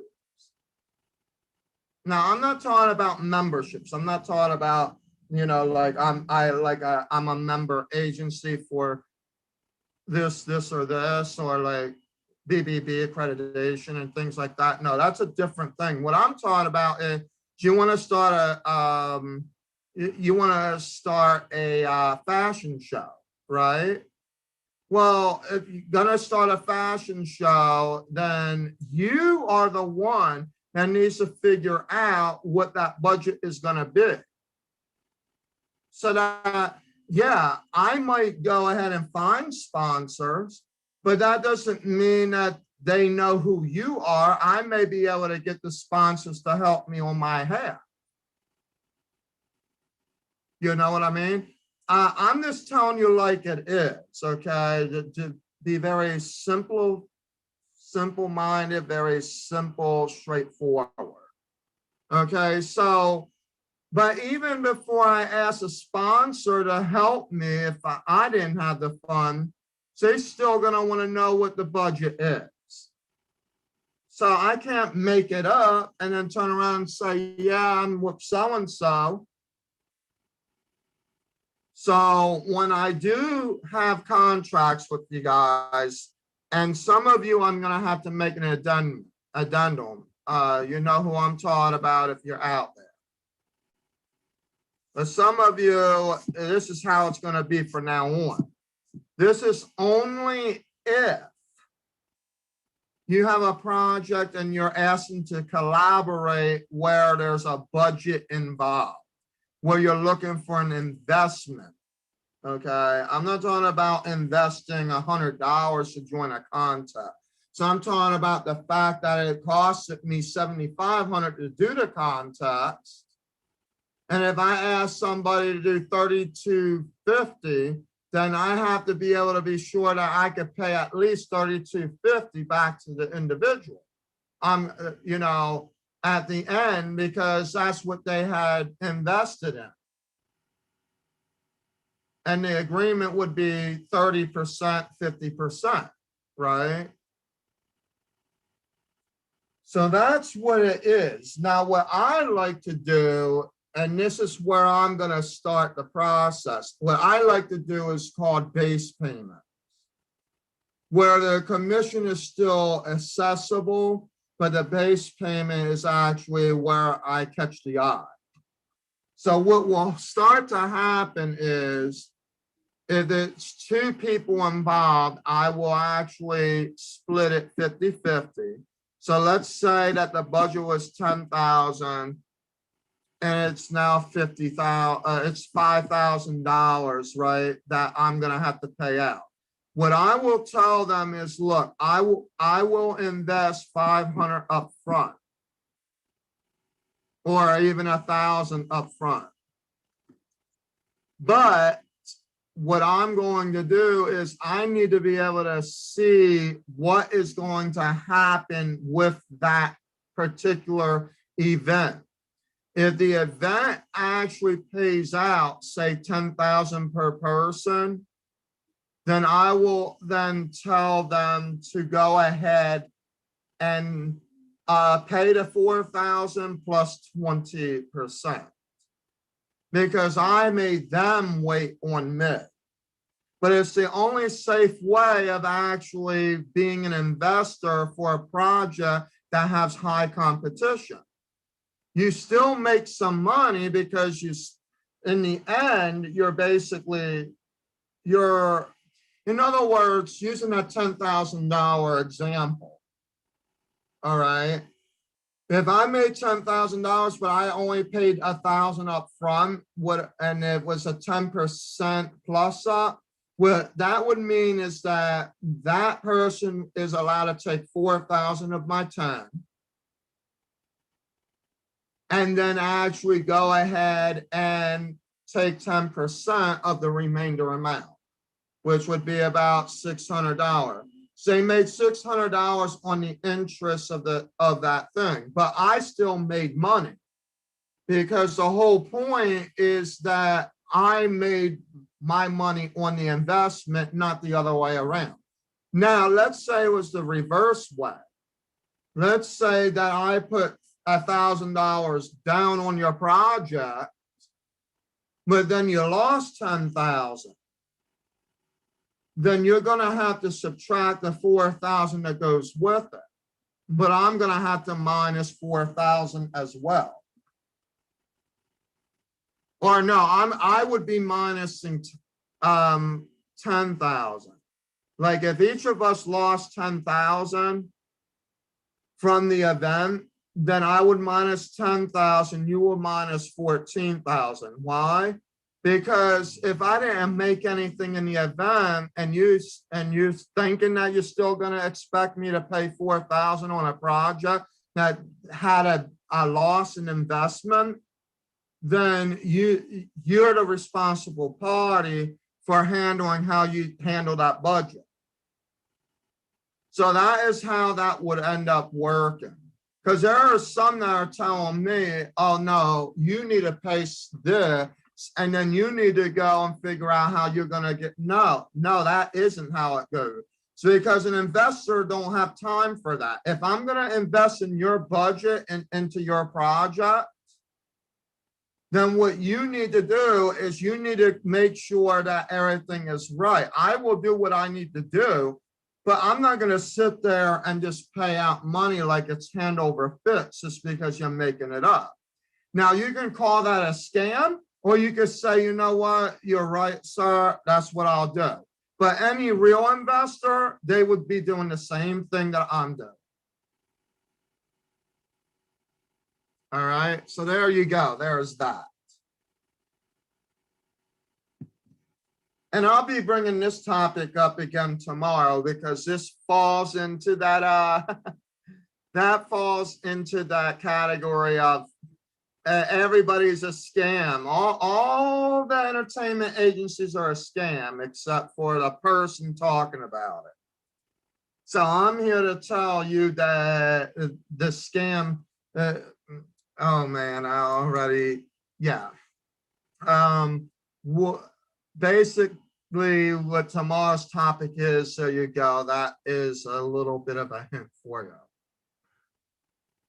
All right, now I'm going to go ahead and share the screen for a couple of minutes and read some of the articles on the facts and figures of the creative economy and other topics. And then I will go ahead and sign off with closure statement and then go from there. Okay. We have a few things that I want to bring up. It shouldn't take that much longer.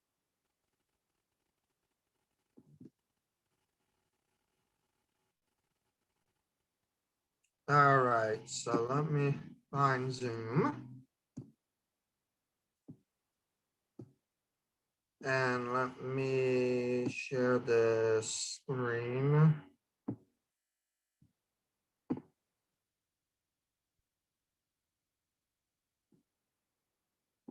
Now, I know that some of you are going to probably say, yeah, this was 2019 pre-pandemic. That's not actually 2020. You may be right about that, but I'm going to be sharing some things tomorrow in the beginning of tomorrow's show that's going to show you how 2020 and the internet actually have boosted the same thing. Not much have actually lost, surprisingly enough. All right, but the arts and cultural economic activity 2019 is $919.7 billion. So according to the arts and cultural production satellite account, US state 2019, 2018 is arts and culture. You can find this on bea.gov/data/special-topic/arts-and-cultures. Okay. The Arts and Cultural Production Satellite account released today by the U.S. Bureau of Economic Analysis, BEA, shows that arts and cultural economic activity adjusted for inflation increased 3.7% in 2019 after increasing 2.3% in 2018. Arts and cultural economic activity accounted for 4.3% or $919.7 billion of current dollar gross domestic product GDP in 2019. What does this entail? Artists, performers, museums, and historical sites are vying to be seen, heard, and appreciated by Americans every day. Yet the economic impact of these varied arts and cultural activities and of supporting industries that range from Hollywood studios to hand carvers of musical instruments is easy to miss. BEA's satellite account spotlight economic activity that can be difficult to find within our core accounts. In this case, the impact of arts and culture on U.S. and state economies. Okay. This account was built by identifying, analyzing, and separating out detailed data from existing BEA statistics, pulling together the arts and cultural data in one place, paints a statistical picture that's valuable to state and federal policymakers, businesses, arts organizations, analysts, economists, and others. And of course, it I'm gonna keep this site up because there's going to be more information I'm going to bring about. I'm just sharing with you numbers, true facts, and results. Okay. Now this comes from March 17th, 2020. So this is a little bit more, even more accurate. About a year ago, this comes from the National Endowment for the Arts. This is literally pre-pandemic, during a pandemic period. So during economic highs and lows, the arts are a key segment of US economy. Each state has unique arts profiles. This is written March 17, 2020. Washington, D.C., according to the latest data issued today by the Bureau of Economic Analysis to the National Endowment for the arts remain a vital component of the U.S. economy. As the United States navigates a time of economic uncertainty due to the spread of COVID-19, it is important to recognize and champion the economic contributions of the arts to 50 states, the U.S. territories, and the nation as a whole. The 6th edition of the Arts and Cultural Production Satellite Account, which is ACPSA, finds that arts and culture contributed about 877.8 billion or 4.5% to the nation's gross domestic product, GDP, in 2017. That same year, there were over 5 million wage and salary workers employed in the arts and cultural sector, earning a total of $405 billion. Complete national findings are available, including an interactive infographic and data tables. We'll go into that tomorrow as well. The ACPSA tracks the annual economic impacts of arts and cultural production from 35 industries, both commercial and nonprofit. The 35 industries that are tracked range from architectural services to sound recording and are considered a distinct sector of the nation's economy.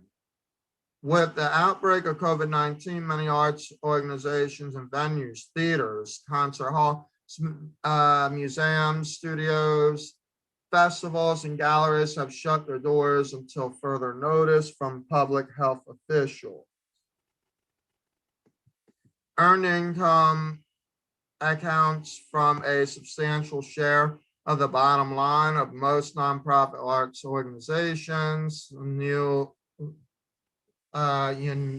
Yungar, Director of Research and Analysis of the Arts Endowment, said during economic downtime, the sector is acutely vulnerable in terms of earned income, but also in fundraising.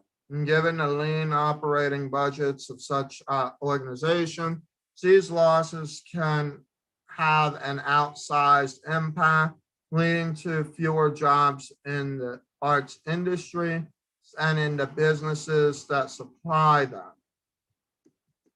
Key national findings. As art venues close, it will be important to monitor the impact on ticket sales. In 2017, consumers spent $26.5 billion on admissions to performing arts events, including $17 billion on theater and musical theater, opera performances, and $3.7 billion on music groups and artists, such as jazz, rock, and country music performances.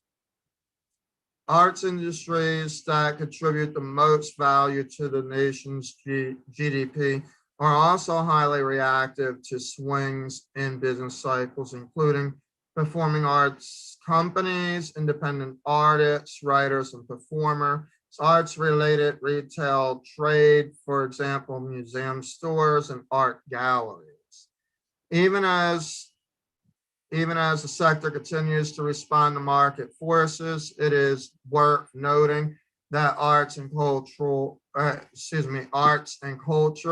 contribute significantly to the U.S. economy. The arts and cultural sector and add more to the economy than do construction and transportation, warehousing combined.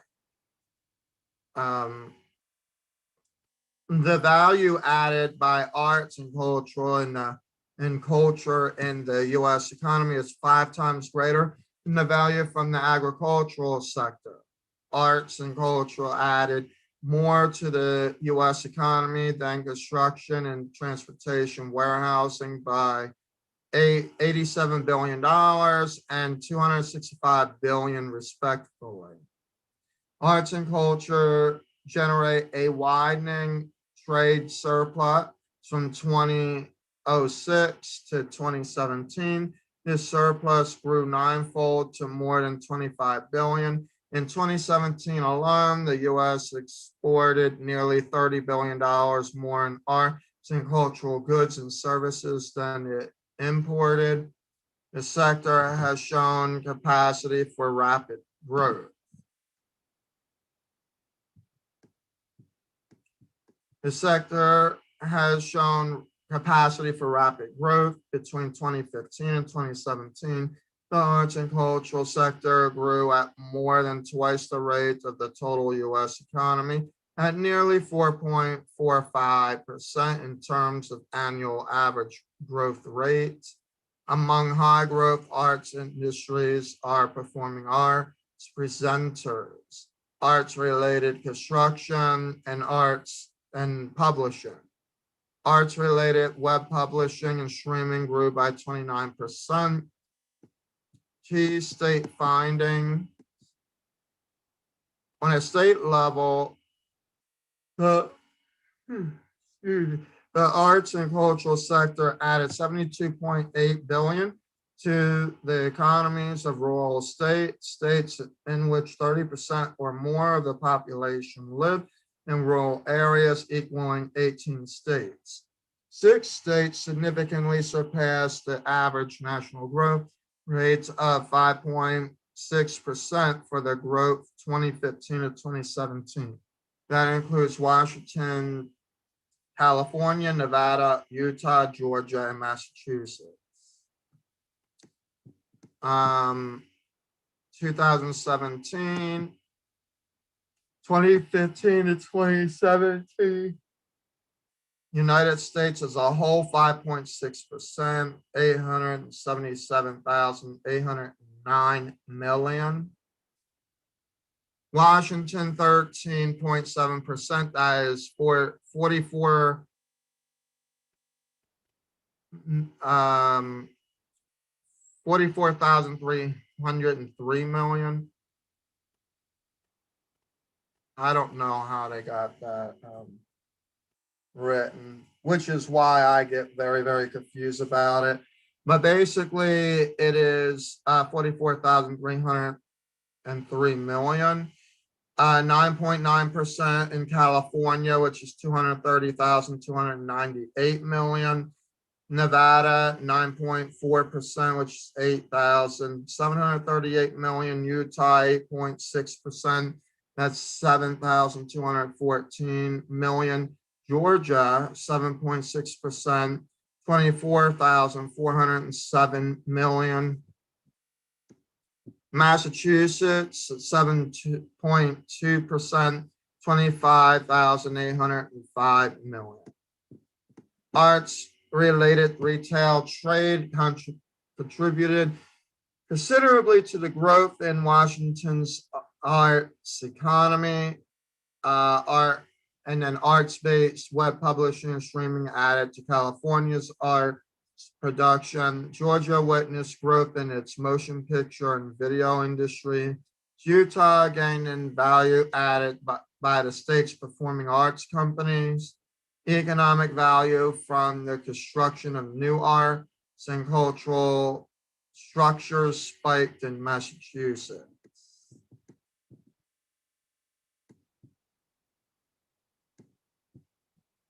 Okay.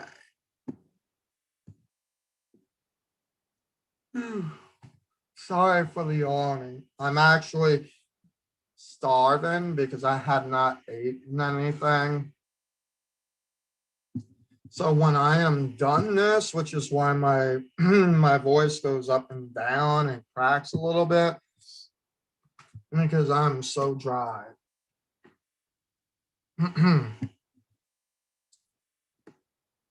But I figured I would go on and get this done early before it gets too late at night. And I think I'm gonna try something tonight for you guys, something special. And that is where I'm going to do some, I'm gonna do about 8 hours tonight of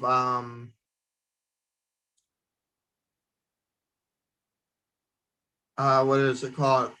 Non-copyrighted music. Yes, that YouTube has that I will be able to play via Zoom live for you guys for your meditating purposes tonight, because I think that I think it would be a great fit for you. But I would do that on YouTube terms only, because I'm pretty sure 30 minutes into it, Facebook would just disqualify it.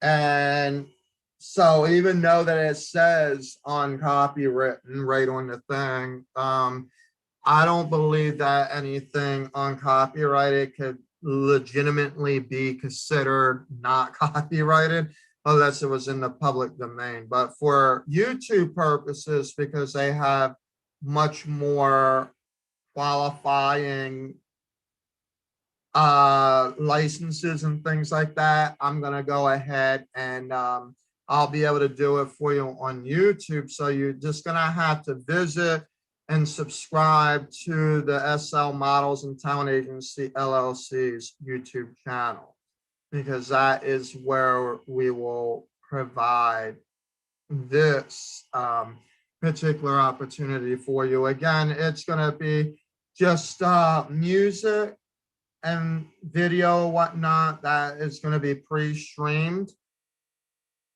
throughout the night for you to enjoy your sleep, meditation, whatever you do. And it will start at approximately 11 p.m. Okay, so let me finish this. This comes from the Facts and Figures on the Creative Economy. And this comes out of the NASAA-arts.org. And these are actual facts. Investment and participation. The value of arts and cultural production in America in 2019 was 919.7 billion. So it's pretty much corresponding to what we've read, amounting to 4.3% of the gross domestic product.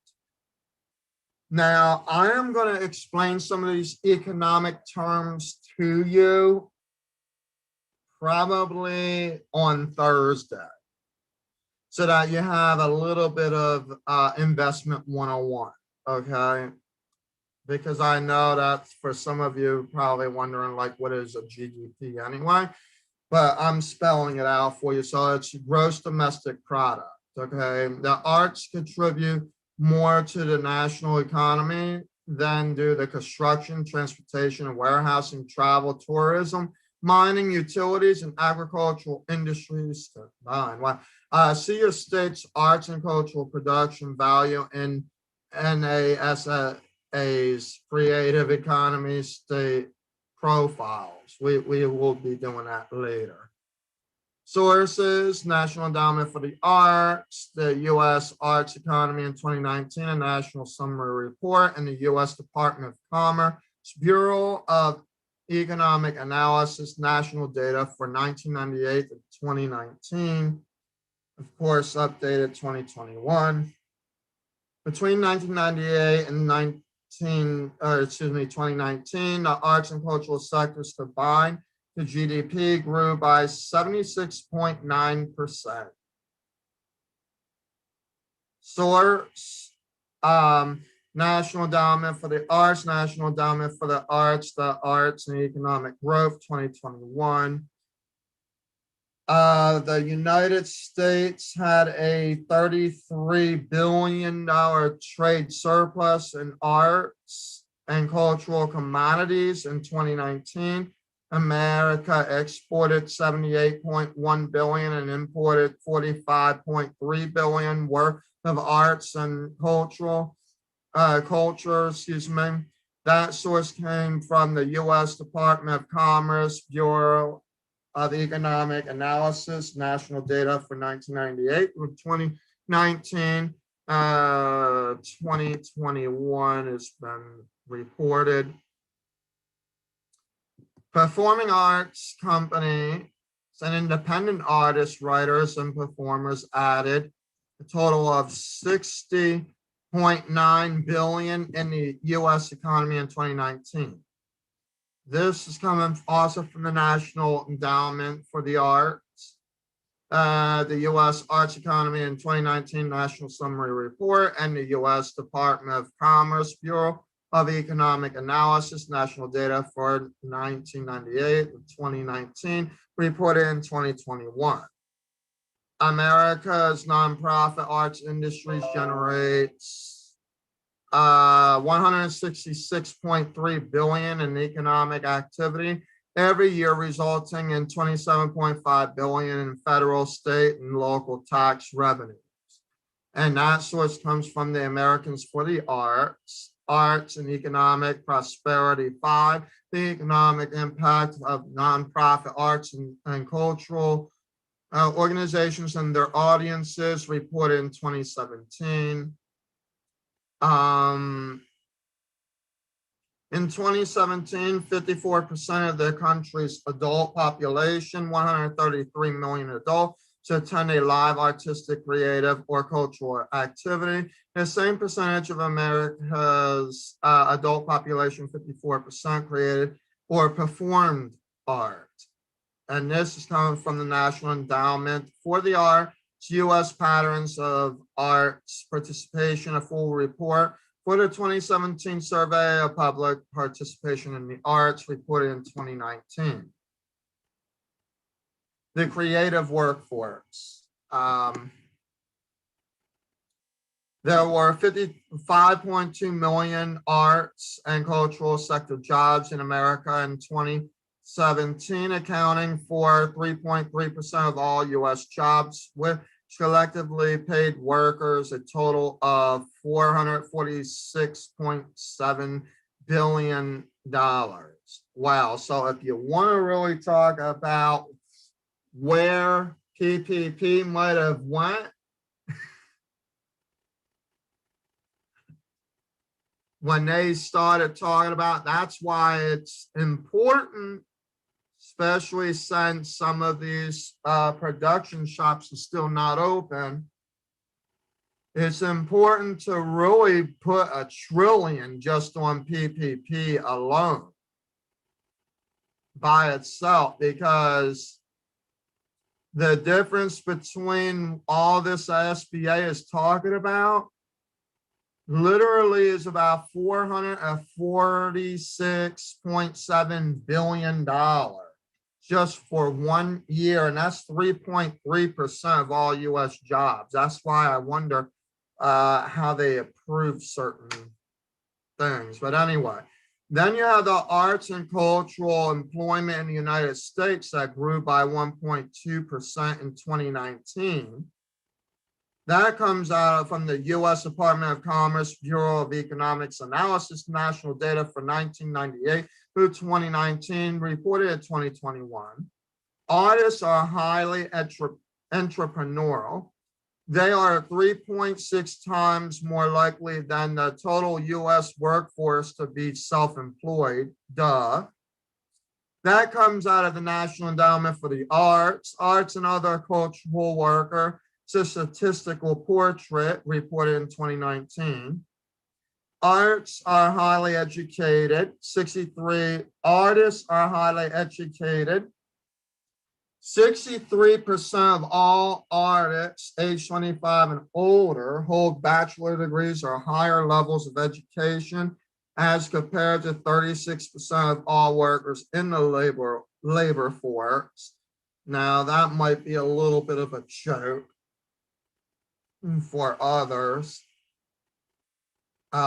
We will explain that one particularly later, though, but it does come from the National Endowments of the Arts, Arts and Other Cultural Workers, a statistical portrait report in 2019. More than half of the artists in the United States, 58%, are employed in the private for-profit sector. This came in the National Endowment of the Arts, Artists and Other Cultural Works, a statistical portrait report in 2019 as well. Creativity, originality, and initiative is the number 3 in-demand skill predicted for 2022, especially as the demand for manual skills and physical ability continues to fall. That comes from the World Economic Forum, The Future of Jobs Report 2018. Leading employers see creativity as a critical skill for the future workforce. 50% of opportunities in the job market cite creativity as a necessary skill. And 74% of the educators say that the risk of job automation is lower in professions that require creative problem-solving skills. This comes from Adobe. Get Hired, the importance of creativity and soft skills, reported 2019. Now, these last two are actually the reality of where artists and models even are focused. And it is starting to hurt other industries. Why? Because I'm just going to give you one quick example. The more that you create clothes, and believe me, people are creating how to make clothes out of recycled garbage. Hear me out when I say that.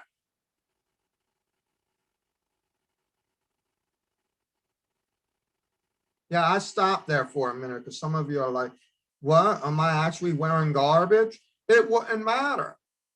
It's a style. Recycled garbage. I mean, look up some of the different types of fashion and all that. And because you may have designers that enjoy it, while they're creating their own designs, they would rather help others. So they work in a manufacturer company where they can actually make those designs while they're creating their own. And then that same person probably is working with an agency where they're getting booked at this place and that place to sing live if they're an actual artist. So then you have that as well. Some of you might be making movies and they're just being short formed like series or Netflix series. And they're being developed out of a studio that is half the price of a regular studio, or if you got to go to like Fox News or something where you're spending cuckoo bucks. So things are actually changing horrendously, okay? And it's going good for the arts and culture. But those other places are just getting more and more greedy about how much things cost, but they're actually not actually fighting to stay in. And eventually what I see is them actually losing the value on the investors.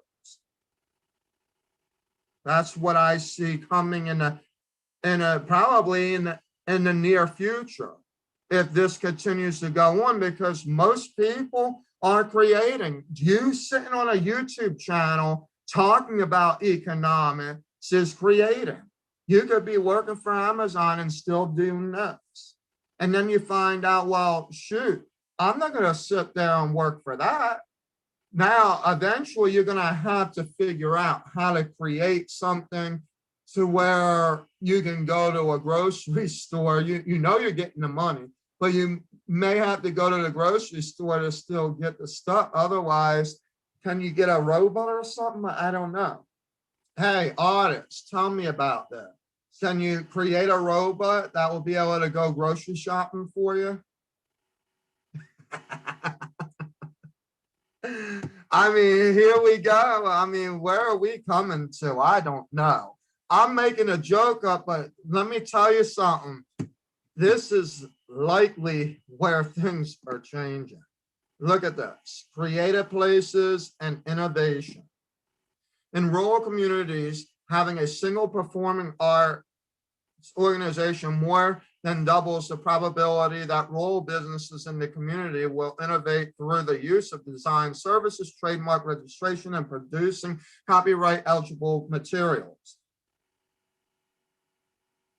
Well, first of all, it is true that this could happen, but second off,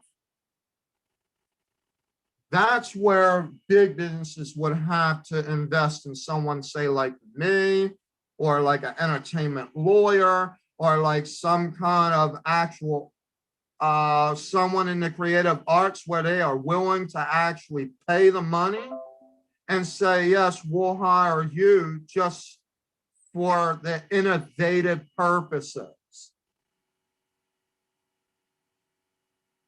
Otherwise, if you're still going the old way, like, yeah, I'm going to just give you a salary, it's going to be like $50,000 and blah, blah.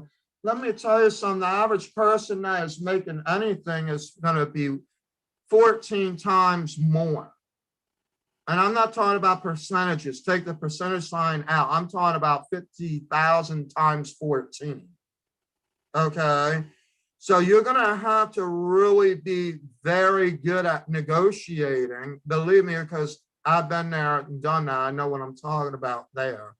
You're going to have to be very good at negotiating what you're going to pay somebody to be able to do that. And I'm not talking about a program director or education director. I'm talking about an innovative director, someone who creates the new ideas for the business, and they have and it's really works of hire is what it's really called.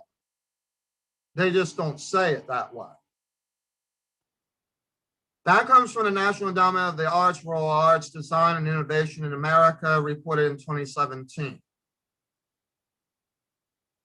Arts and cultural goods and services drive industries primarily focused on producing copyrighted content, accounting for nearly half of their combined $1.2 trillion in value. Wow. National Endowment of the Arts, the U.S. arts economy in 2019, a national summary report. No report on when that was reported, though. It's implied as the economy in 2019. So there we go. The goals of creative place-making investments are associated with GDP growth. Cities with high levels of community attachment, the degree of loyalty and affection residents have their community, also have high GDP growth over time. This comes from the Knight Foundation, saw the community project reported in 2010. Creative places are innovative places. The presence of arts districts have been shown to increase the production of media art patents. This source comes from the arts districts, universities, and the rise of media art. Douglas S. Noonan and Shri M. Branidz, School of Public Policy, Georgia Institute of Technology, presented at the National Endowment of the Arts book, Brookings Institutions, The Arts New Growth Theory and Economic Development, synopsis on. And then we have a couple more facts to bring to your attention. Cultural tourism. Of the 116 million American adults who traveled more than 50 miles one way in 2012, 32.5 million, 28% extended their trip in order to participate in a cultural, arts, heritage, or historic activity or event. Of those who did so, 40% extended their trip by one or more nights. Source comes from Americans for the Arts, Facts, Cultural Tourism, reported in 2018. Foreign visitors in the United States partakes in arts and cultural activity. In 2016, 28% of the foreign visitors went to an American arts museum or gallery, while 16% attended a concert, play, or musical. This source came from American for the Arts, Facts, Cultural Tourism, and reported in 2018. This was updated spring of 2020. Okay. And this comes from the National Assembly of State Arts Agency, knowledge, representation, community of what they serve for. I actually advocate a lot for them anyways, so this is a very great big source to want to work with and to also, advocate and join with, for sure. All right.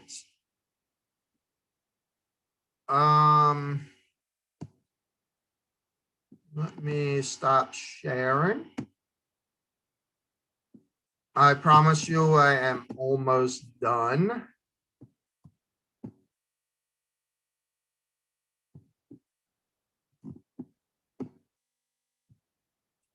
So the information that I was sharing with you are actual facts about the American economy. If I was to add worldwide view, forget it. I will be here until doomsday, and that's coming soon, so I probably don't have enough time to exemplify it. But it's literally like a lot going on in the arts. The good thing is that creativity is more powerful than evolution. Do you believe it? I'm actually sharing with you proven facts that despite scientists being able to, evolve things, they call it evolution, while evolution's trying to prove itself, even though that they are creating these things, they're not actually evolving, but they are being created from something, okay? The difference between really, if you take the definition, the difference between evolution and creativity is that it takes a little bit more work for creativity to make sense than evolution. Why? Because if you can't understand how it was created, it's just easier to say that it came from something rather than how you created it. And if you're afraid that someone's going to take something from you and you want somebody to approve it, then it's easier for you to just say that it's an evolution rather than saying that it was created. But God created the world, so I don't know how you can exemplify evolution. So I'm sorry, those are scientists that might disagree with me. The truth of the matter is, even your line of work has been created by somebody. Einstein even alerts us of our creative mind. And for you to successfully have a really good business plan, you have to be creative. If everything is evolution, then we're almost like a bunch of animals and robots. But the Bible proves that that's not what we are, and so does the arts. Thank you for that, but You can never shut the arts up. You can try. Some countries did try, but the arts will always stick around. It's like someone that's hungry.